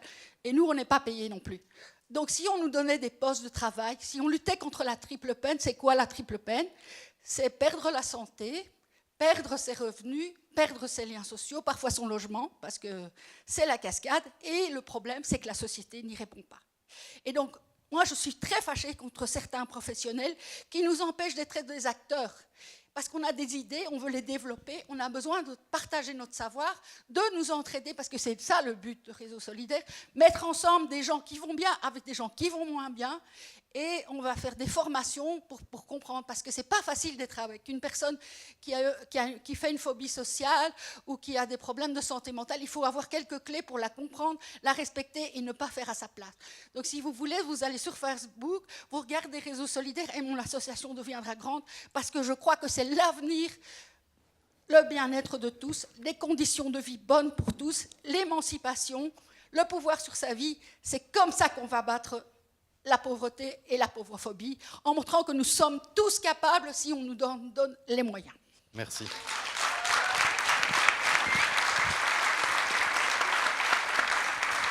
Il y a un monsieur qui voulait prendre la parole tout en haut. Si vous pouvez faire monter le micro au lieu de le faire descendre. Merci. Et merci d'être concis parce qu'on arrive au bout du temps de parole qui vous est attribué. Non, moi c'était juste une réflexion en fait, parce que j'ai entendu une personne qui s'est adressée au micro, qui parlait de l'éducation des sans-abri et qui disait que c'est parce qu'ils n'avaient pas d'éducation, je résume très fort et c'est très gros, mais que voilà, que l'éducation était à la base. Et j'entends après un autre discours où on parle d'éducation des politiques, finalement, qui ne sont peut-être pas non plus éduqués à comprendre ce que c'est la pauvreté. Et donc je me dis peut-être qu'il y a un travail sur l'enseignement à faire, puisque tout le monde est obligé de passer par l'école. Et donc je crois que c'est là qu'il faut agir et pas commencer à se rejeter la balle. Donc voilà, c'était juste une petite réflexion pour tous. Merci Merci beaucoup. Merci. Mais ça nous permet de passer à la dernière partie de cette soirée, qui était l'idée plutôt des solutions. En se disant comment on peut lutter contre la pauvrophobie. Voilà. Et donc, c'est à ce titre en particulier que Michel était invité ce soir. Et puis Nicolas conclura, lui, en nous disant effectivement quelles sont les priorités que se donne le forum pour les mois à venir, pour justement essaimer et voir dans quel secteur on va planter ces graines-là. Michel, toi, vas-y, voilà. Merci. Beaucoup de choses ont été dites ce soir et très intéressantes. Donc, Pardon, je veux bien juste que le micro redescende parce que c'était le mien. Donc beaucoup de choses ont été dites ce soir de manière très intéressante, mais moi je vais vous dire, c'est très simple. Hein. Lutter contre la pauvrophobie, c'est très très simple. Il suffit de lutter contre la pauvreté. Éradiquant la pauvreté, il n'y aura plus de pauvrophobes. C'est le premier la base de tout. Là où je ne suis pas d'accord avec des choses qui ont été dites, c'est que ne croyez pas que les politiques ont une mauvaise connaissance de la pauvreté. Ils s'en foutent. C'est ça la réalité. C'est qu'il n'y a pas de volonté politique, pas plus en Belgique qu'en France, de lutter réellement contre la pauvreté. Pourquoi ? Il y a une enquête de l'OCDE, qui ne sont pas un ramassis de gauchistes et cervelés, qui a montré qu'en France notamment, dans les pays de l'OCDE, la France était le pays, avant intervention de l'État, où les inégalités étaient les plus fortes. C'est en gros un des pays où, quand vous êtes riche, vous pouvez le plus vous enrichir facilement. Et l'intervention de l'État sur les politiques sociales, elle n'est là que pour rendre la chose acceptable. Elle est là pour que ceux qui sont les plus riches puissent continuer à s'enrichir sur le dos de la société. C'est pas de la solidarité. Mais pourquoi on est obligé d'arriver à développer un concept de pauvrophobie et le mettre en avant comme ça ? Parce que quand ça reste au bistrot du commerce, le dimanche matin, après un verre de trop et 3 PMU, c'est emmerdant pour les voisins, mais finalement, à la fin, on va jouer au foot ensemble et on va faire un barbecue, c'est pas si grave que ça. quand ça rentre dans la sphère médiatique et politique et qu'on nous assène des mensonges à longueur de journée, alors là, ça devient beaucoup plus grave. Le principal problème des gens qui vivent sous le seuil de pauvreté ou qui vivent avec des minima sociaux, c'est pas le coût qu'ils représentent. Vous savez, moi j'ai un président qui a dit ça coûte un pognon de dingue. Les pauvres, et c'est pas efficace. Moi je lui avais soumis qu'on enlève aussi les aides aux personnes handicapées parce que ça coûtait un pognon de dingue et les gens ils restaient handicapés. Donc c'est que c'était pas efficace. Mais quand on entend ce genre de choses, le principal problème qu'ont les gens qui sont dans la pauvreté, c'est le non-recours aux prestations. C'est le principal problème, c'est que on a tellement bien réussi à faire passer l'idée que quand vous étiez pauvre, vous étiez de votre faute, vous étiez un assisté, etc., qu'une partie de la population qui a droit à des aides vitales n'y font même pas appel. Et quand elles y font appel, on complexifie les dispositifs pour que ce soit difficile. Je vais vous prendre un exemple pour que vous compreniez comment ça se passe. Parce que tant que vous ne comprendrez pas comment ça se passe réellement, vous ne comprendrez pas comment on peut démonter ces mensonges-là. Moi, j'étais député d'une majorité socialiste. Nous avions à peu près tous les pouvoirs. Il y a une tradition socialiste en France. On a créé le RMI, on a créé un certain nombre de choses, etc., qui ont fait avancer dans le bon sens. Moi, si je n'avais pas eu le RMI, je ne serais pas là ce soir pour en parler avec vous, parce que je pense que ma femme et mes enfants et moi, on aurait fini dans un fait divers. Donc le RMI m'a sauvé la vie. Il ne m'a pas permis de vivre. Il ne m'a pas permis de m'en sortir. Il ne m'a pas permis d'être heureux, de vivre correctement, mais il m'a permis de vivre et d'être toujours vivant aujourd'hui. Et d'avoir une jolie fille de 15 ans qui ne serait pas venue au monde dans une autre circonstance. Mais bref, voilà cette tradition. Et quand on est arrivé, on a voulu faire un dispositif qui s'appelait, on a un dispositif, vous savez, maintenant c'est le revenu social d'activité, le RSA, et on avait un dispositif qui s'appelait le RSA d'activité. Parce que figurez-vous, je le disais tout à l'heure, il y a 9 millions de pauvres en France, mais il n'y a que 5 millions de chômeurs ou 4 millions et demi de chômeurs. Ça veut dire qu'il y a 4 millions et demi de pauvres qui travaillent. Ça veut dire que quand vous travaillez aujourd'hui, vous n'êtes pas sûr que le travail suffise à vous faire vivre décemment et au-dessus du seuil de pauvreté. C'est quand même une grande nouveauté. On a des salariés qui dorment dans leur voiture, des familles. Donc ça, c'est un changement énorme. Donc le RSA d'activité était conçu pour les salariés gagnant chez nous entre le SMIC et 1,9 fois le SMIC. Ça allait de 200 € par mois à 50 €, donc un complément de revenu. Seulement 30% de ceux qui y avaient droit, ils faisaient le demander. 30%. Ce qui était ridicule. Pourquoi ils ne le faisaient pas? Parce que certains disaient, mais moi je travaille, je ne suis pas un assisté. Nous, on leur parlait de solidarité, ils nous répondaient, le discours des médias et des politiques, l'assistanat. 2, c'était tellement complexe que les gens se décourageaient, ils disaient ça vaut pas le coup. 3, une grande partie ne connaissait même pas le dispositif. Donc on a dit, nous, on va simplifier le dispositif. Et je vais aller au bout du truc parce que vous allez voir, c'est très important. Donc on a travaillé, il y avait un ministre qui s'appelait Siruc, qui n'était pas ministre, mais il y avait une ministre du budget qui s'appelait Siruc, qui a fait un travail formidable. Et on crée donc la prime d'activité. Et la prime d'activité, donc, c'est le même principe, mais plus simple, plus automatique, plus... Je me rappelle qu'il vient me voir un jour, il me dit, bon, on a gagné, Michel, t'as vu, formidable, la bataille, super, ouais, génial. On a gagné sur Bercy, qui n'était pas très chaud. Bercy, c'est le ministère des Finances. Et le dispositif va coûter 5 milliards d'euros par an. Ah là, je m'arrête, je dis, attends, je ne suis pas très très bon en maths, sinon j'aurais pas été autant surendetté. Enfin bon, j'aurais pas été dans la merde si j'avais su calculer un peu mieux.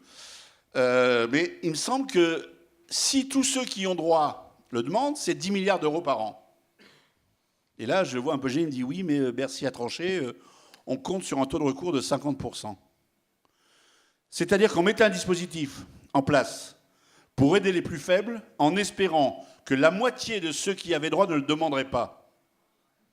C'était un gouvernement de gauche, ou soi-disant de gauche, qui faisait ça.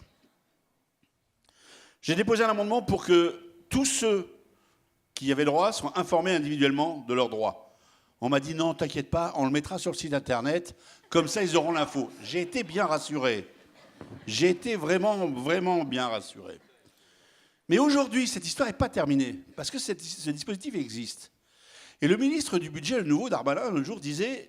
Mais voyez ce dispositif, la situation va mieux. Alors pour lui, il paraît que la situation va mieux en France. Venez voir chez nous, moi je n'ai pas vu. Mais bon, peut-être que je suis un peu, je n'étais pas au bon endroit. Mais lui, il pense que ça va mieux. Et il dit, la prime d'activité, elle coûter 4 milliards, et là maintenant elle coûte 6 milliards d'euros. Donc vous voyez bien, c'est que ça ne marche pas, il y a un truc qui ne va pas. Bah évidemment, Tant qu'elle ne coûtera pas 10 milliards d'euros, c'est que 40% des gens ne la demanderont pas. Donc cette prime, ça coûtera 10 milliards d'euros quand tout le monde la demandera. Ce qui se passe, c'est pas que la situation va mieux, c'est que les gens la connaissent un peu plus et finissent par la demander parce qu'ils sont un peu plus dans la merde. Et dans le même temps, c'est un mot qu'on aime bien en France en ce moment, en même temps, le président décide de faire un plan pauvreté sur 5 ans qui va abonder de 8 milliards d'euros. Vous avez entendu? Rien que sur la prime d'activité, il manque 5 milliards par an. Et là, on va mettre 8 milliards d'euros sur 4 ans. Ça veut dire quoi? Ça veut dire qu'on se fout de notre gueule. Ça veut dire qu'on ne va pas attaquer les causes profondes de la pauvreté. Parce que là, on parle d'un seul dispositif. Et ce dispositif va être déficitaire dans les années qui viennent de plus que l'ensemble du plan pauvreté. Et il va se passer un truc chez nous. C'est qu'on va effectivement finir par distribuer à un peu plus de personnes qui y ont droit ce à quoi ils ont droit, mais à enveloppe égale. C'est-à-dire qu'on va leur donner moins. Parce qu'on estime qu'effectivement, quand vous avez une femme et 2 enfants et que vous vivez à 650 € par mois, vous vivez vachement bien. Eh bien, c'est faux. On survit. On évite de crever. Je le dis, les fins de mois, elles commencent le 5. Parce que le 4, vous avez touché votre allocation. Et à partir du 20, vous prenez des pièces jaunes pour acheter du pain.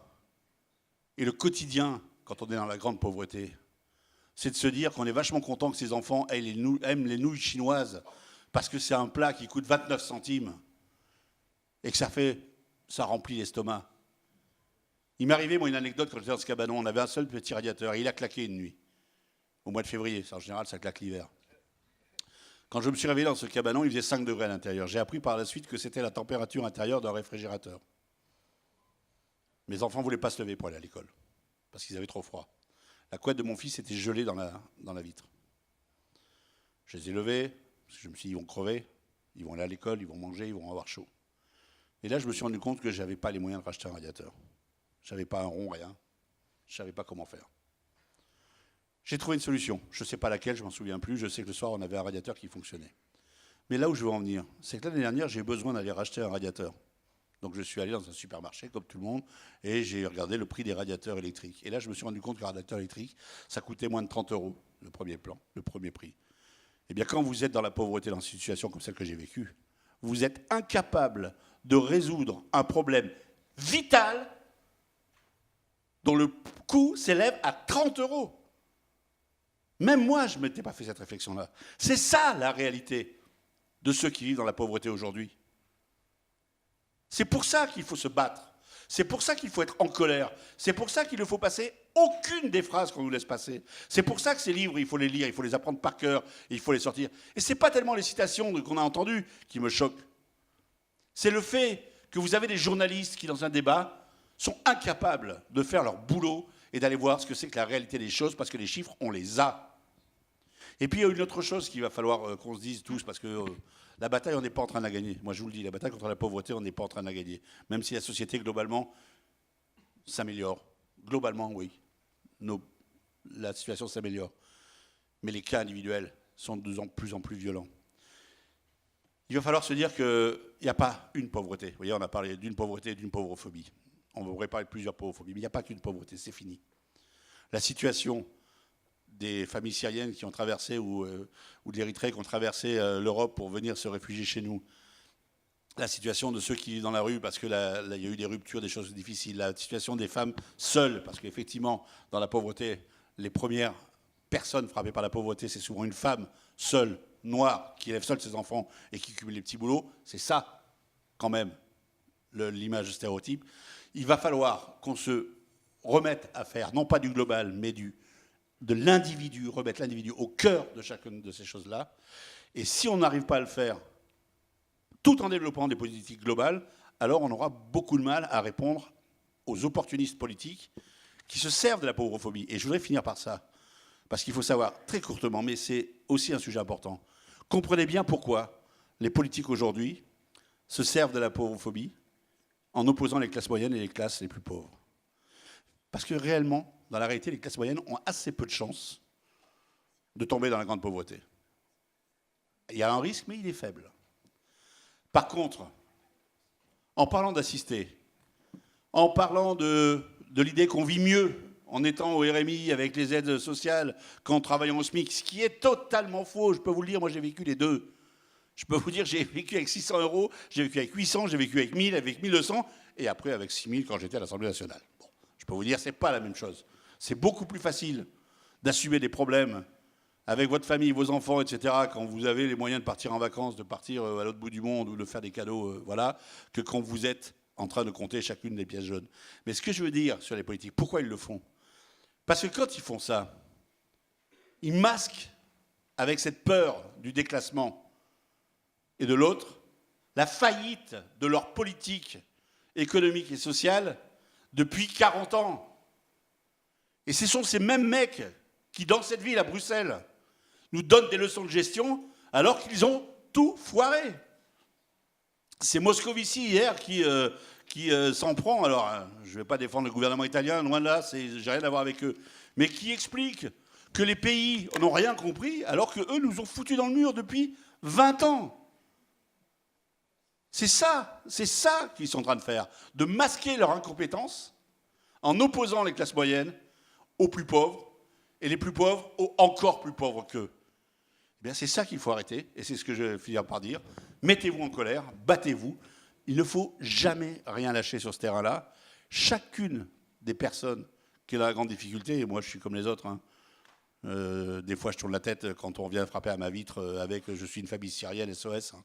Je ne suis pas meilleur que les autres et pourtant je connais la difficulté, mais chacune de ces histoires, c'est des histoires individuelles. C'est des enfants, c'est des femmes, c'est des familles, c'est des comme vous, c'est des comme moi. On est pareil. Et je le redis, je vais finir la boucle. J'étais pas plus intelligent quand je gagnais, quand j'étais au minimum social, que j'étais un assisté, que quand je votais des lois ou que j'essayais de faire tomber le gouvernement parce que je trouvais que ça n'allait pas dans le bon sens. J'étais pas plus intelligent, j'étais pas meilleur, je valais pas plus de choses, mais j'étais un citoyen à part entière. Ma voix, elle valait la voix de n'importe qui, à quel que soit le moment de la vie. N'oublions pas ces trucs-là, revendiquons-les, c'est ce qui fait notre plus grande arme et c'est ce qui fait la plus grande force de notre humanité.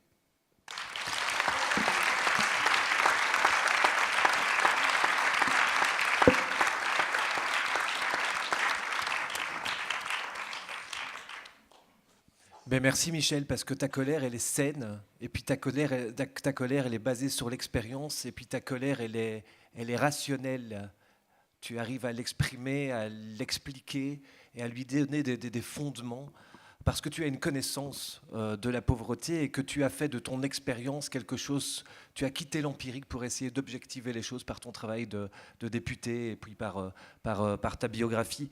Je pense qu'effectivement, si la question c'est comment combattre la pauvrophobie, je te rejoins et je rejoins le témoignage de madame qui parlait de sa situation, peut-être de problèmes de santé mentale qu'elle a eu, dont elle a réussi à s'en tirer. Je pense qu'une des premières pistes pour combattre la peur aidant, c'est effectivement compter sur l'expertise et la parole de ceux qui vivent la pauvreté ou de ceux qui sont passés par des épisodes de pauvreté. C'est cette expertise qu'il faut mettre en évidence parce que c'est cette expertise qui nous aidera à objectiver ce qu'est une situation de pauvreté. C'est cette expertise qui nous apportera ces témoignages de chauffage à 30 €. C'est cette expertise c'est l'expertise du vécu qui pourra peut-être aussi témoigner par rapport à un secteur qui peut être pauvrophobe, lui aussi, celui du travail social, témoigner de ce qu'est la réalité des usagers et des travailleurs sociaux. J'en veux pour exemple que depuis les années 60, depuis les années où on a commencé à créer des écoles de travail social et où donc le travail social s'est professionnalisé, dans la lutte contre le sans-abrisme, par exemple, toute cette histoire, toutes ces associations sont parties depuis les années 60 sur le postulat que, avant de donner un logement à un sans-abri, il faut d'abord lui apprendre à habiter ce logement. Et donc on a construit depuis les années 60 dans toutes les grandes villes européennes et nord-américaines des systèmes dits en escalier, où d'abord on tombe en rue puis on va au SAMU social pour une nuit, 2 nuits, 1 mois. Puis après, si on se comporte et on montre le bon comportement, là, on peut peut-être arriver à l'heure à un rendez-vous pour être dans un centre d'hébergement, une maison d'accueil, comme on dit en Belgique, où là, on pourra rester à plus long terme. Et puis peut-être que là, si effectivement on évolue positivement, eh bien, on aura le Graal pour aller dans un logement de transit. Et enfin, peut-être qu'on pourra, et ça c'est le Graal, arriver à un logement individuel tout à fait classique. On a montré aujourd'hui avec les expériences logement d'abord en France, avec les expériences Housing First en Belgique, qui sont des expériences qui font le pari de mettre directement des sans-abri qui ont un long temps de vie en rue. Les 100 personnes qui sont relogées par le programme Housing First à Bruxelles sont des personnes qui ont vécu en moyenne 3,5 années en rue, qui présentent des gros problèmes de santé mentale et des gros problèmes d'assuétude. On leur a donné les clés d'un logement qui leur convient, et on leur a donné un suivi social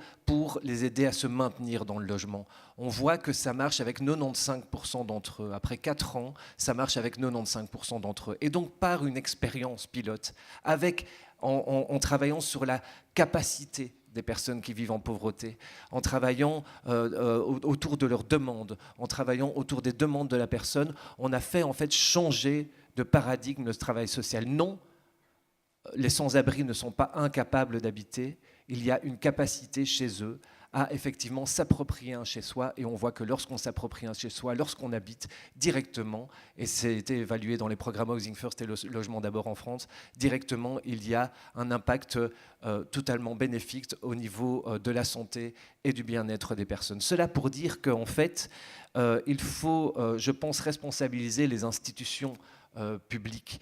Il faut responsabiliser les politiques qui sont ceux-là même qui ont créé ce système en escalier, qui sont ceux-là même qui, pendant des décennies, avaient ce préjugé de l'incapacité des sans-abri à habiter. Il faut responsabiliser ces responsables politiques, il faut créer des observatoires, il faut que les centres de recherche, il faut que le travail social, il faut que les collectifs de gens qui vivent dans la pauvreté créent des watchings de dispositifs pauvrophobes. Il faut qu'on les dénonce, il faut qu'on dénonce aussi la parole publique pauvrophobe, il faut faire du name and shame, il ne faut pas hésiter à nommer les gens qui ont des attitudes ou qui ont des paroles pauvrophobes, il faut leur donner la honte, c'est ça le name and shame. Alors peut-être encore autre chose, c'est que sans doute, et c'est pour ça que ce terme de pauvrophobie pour moi me paraît une nouvelle donne assez inespérée dans le champ de la lutte contre la pauvreté, je pense que ça nous ouvre des horizons rarement explorés au niveau juridique. C'est-à-dire que la pauvrophobie est une notion qui nous amène assez directement à celle des discriminations. Des discriminations, on l'a vu en France avec l'installation, c'est toute la campagne d'ATD Carmont de France qui a amené juridiquement le législateur à dire oui, ok, on va ajouter un critère supplémentaire dans la loi antidiscrimination qui est le critère de discrimination sur base de la condition sociale. Je pense que c'est un travail qui serait salutaire de faire en Belgique et qui pourrait vraiment nous ouvrir des nouveaux champs, oui, des champs très rarement explorés, le champ législatif et le champ juridique, dans la lutte contre la pauvrophobie et donc contre la pauvreté. Et pour rebondir sur ce que dit Nicolas, je disais qu'on était aussi en charge après d'essaimer et de faire en sorte que ce concept bouge. Et donc on a par exemple, c'est très concret, on est en train de démarrer, il y a un centre qui s'appelle l'Equality Law Clinic à l'ULB et qui a décidé de faire travailler ses étudiants de doctorants de 3e ou 4e année sur comment on va faire pendant 1 an maintenant pour que ce concept devienne soit une loi éventuellement ou un critère de discrimination, soit fasse jurisprudence, enfin en tout cas qu'est-ce qu'on peut faire pour qu'à un moment effectivement la loi sanctionne ce genre de comportement. Et c'est la même équipe qui a travaillé pour mettre en place la loi transgenre il y a 2 ans, je crois, maintenant. Donc voilà, je trouvais que c'était important de dire que quand on dit il faut, le forum a mis en place une équipe de travail il y a Lolita ici qui est aussi au premier rang, qui va travailler là pendant les mois à venir sur comment on parle de ça avec des profs, avec des patrons, avec des juristes, avec des avocats. Il y a plein d'avocats et de juges qui ne sont pas formés sur les questions de pauvreté. C'est nouveau, ça commence à venir. Moi, j'ai assisté à la première journée de formation pauvreté et magistrat qui a eu lieu il y a 1 an et demi seulement. C'était la première fois qu'ils abordaient ce thème-là. Des juges qui ont à gérer et à juger tous les jours des situations de j'ai volé un poulet parce que j'avais pas à manger ou quoi. Donc on est en chemin. Je trouvais que c'était important de le dire, de ne pas juste être là à dénoncer. On est en chemin et le forum se donne les moyens d'aller au-delà d'une campagne de communication, mais de faire bouger les choses dans la société.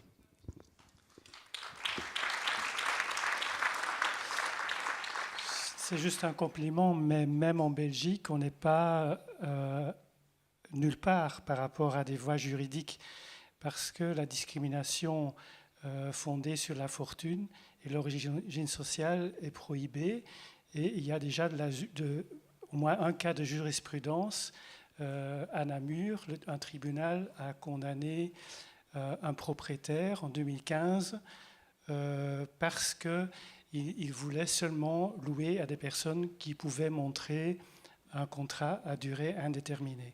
Et donc, ça a été jugé comme une discrimination intolérable.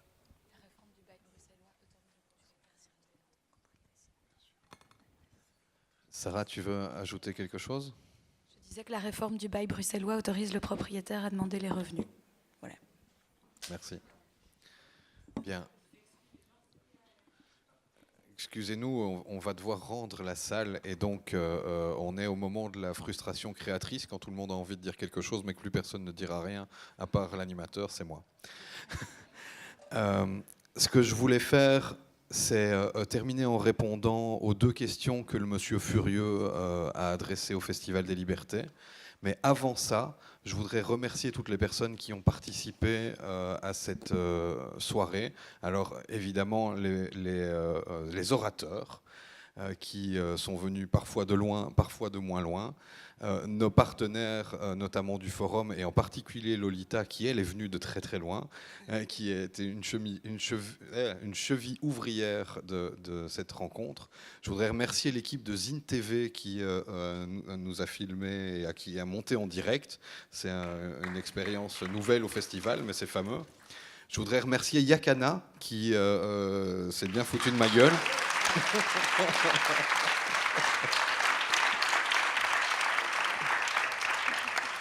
Je voudrais qu'on fasse une spéciale ovation pour Ludo et son équipe, le régisseur et l'équipe du studio, sans qui tout ça ne serait pas possible.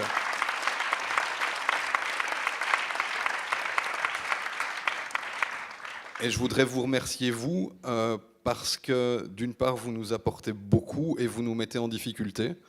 Monsieur, ce soir, vous m'avez mis en difficulté. Je vous remercie pour ça, parce que c'est difficile d'être confronté aux insuffisances de l'entreprise à laquelle je participe. Voilà. Et donc, je vais conclure en répondant à 2 questions de monsieur Furieux. La première, c'est pourquoi est-ce que Bruxelles Laïque ne lui répond pas? La deuxième, c'est est-ce que le Festival des Libertés est pauvrephobe? Alors, je suis désolé, la première va être un peu désagréable. Bruxelles Laïque ne vous répond pas parce que Bruxelles Laïque a autre chose à foutre. Elle organise le Festival des Libertés. On travaille énormément. Et donc, recevoir des mails fâchés, on les traite après. Donc, vous recevrez peut-être une réponse après, mais pendant le festival, notre directeur, lui, il travaille 18 heures par jour. Nous, on est limité à 11 heures, mais le reste du temps, on dort, ou on s'occupe de nos enfants ou de nos familles. Et on ne répond pas aux mails des gens furieux. Donc peut-être qu'après, vous aurez une réponse. La réponse que je peux vous apporter maintenant sur votre supposition que le Festival des Libertés ou Bruxelles Laïque serait pauvrophobe, c'est que non, évidemment, on n'est pas... Enfin, peut-être si qu'on a des réflexes pauvrophobes comme tout le monde, parce qu'on est fait de la réalité sociale dans laquelle on existe, parce que mes collègues et moi-même sommes tous plus ou moins issus de la classe moyenne et qu'on est façonnés de la cosmogonie, de la représentation de la classe moyenne. Mais on œuvre contre la pauvreté, on œuvre pour l'égalité, on découvre le concept de pauvrophobie et on constate depuis de longue date qu'il nous est difficile au Festival des Libertés de drainer le public populaire. peut-être parce que c'est lié à notre identité, peut-être parce que le Théâtre National, qui est une grande institution de la culture, et que la culture est quelque chose qui n'est pas accessible de la même façon à tout le monde, représente un obstacle, peut-être que parce que quand on veut mobiliser des populations qui vivent dans la précarité, il est plus justifié d'aller à eux que leur demander de venir à nous. On est en réflexion par rapport à toutes ces questions-là. Et on va chercher des gens, par exemple, quand il y avait l'occupation de la place Gaucheret par des familles roms à Scarbeck, on est allé les chercher, on leur a donné des places de concert, on leur a dit venez faire la fête. Aujourd'hui, on a invité des gens qui participent au cours d'alphabétisation que nous donnons à Bruxelles Laïque. On leur a dit venez, on va parler de la pauvreté, c'est un sujet qu'on évoque souvent pendant les cours. On a invité des tas de gens qui sont concernés par la pauvreté, qui sont venus aujourd'hui, mais aussi on permet à des gens qui n'ont pas les moyens de se payer 33 € pour aller à un concert d'y aller s'ils bénéficient de l'article 27. Et si quelqu'un n'a pas un rond et qui vient nous voir et qui dit je voudrais vraiment venir au concert et j'ai pas un rond, comme ça arrive tout le temps, eh ben on leur donne des places. Donc non, on n'est pas dans un dispositif, le Festival des Libertés, où on exclut les pauvres. On est dans un dispositif où, comme tout le monde, on a du mal à les inclure, mais on fait notre possible.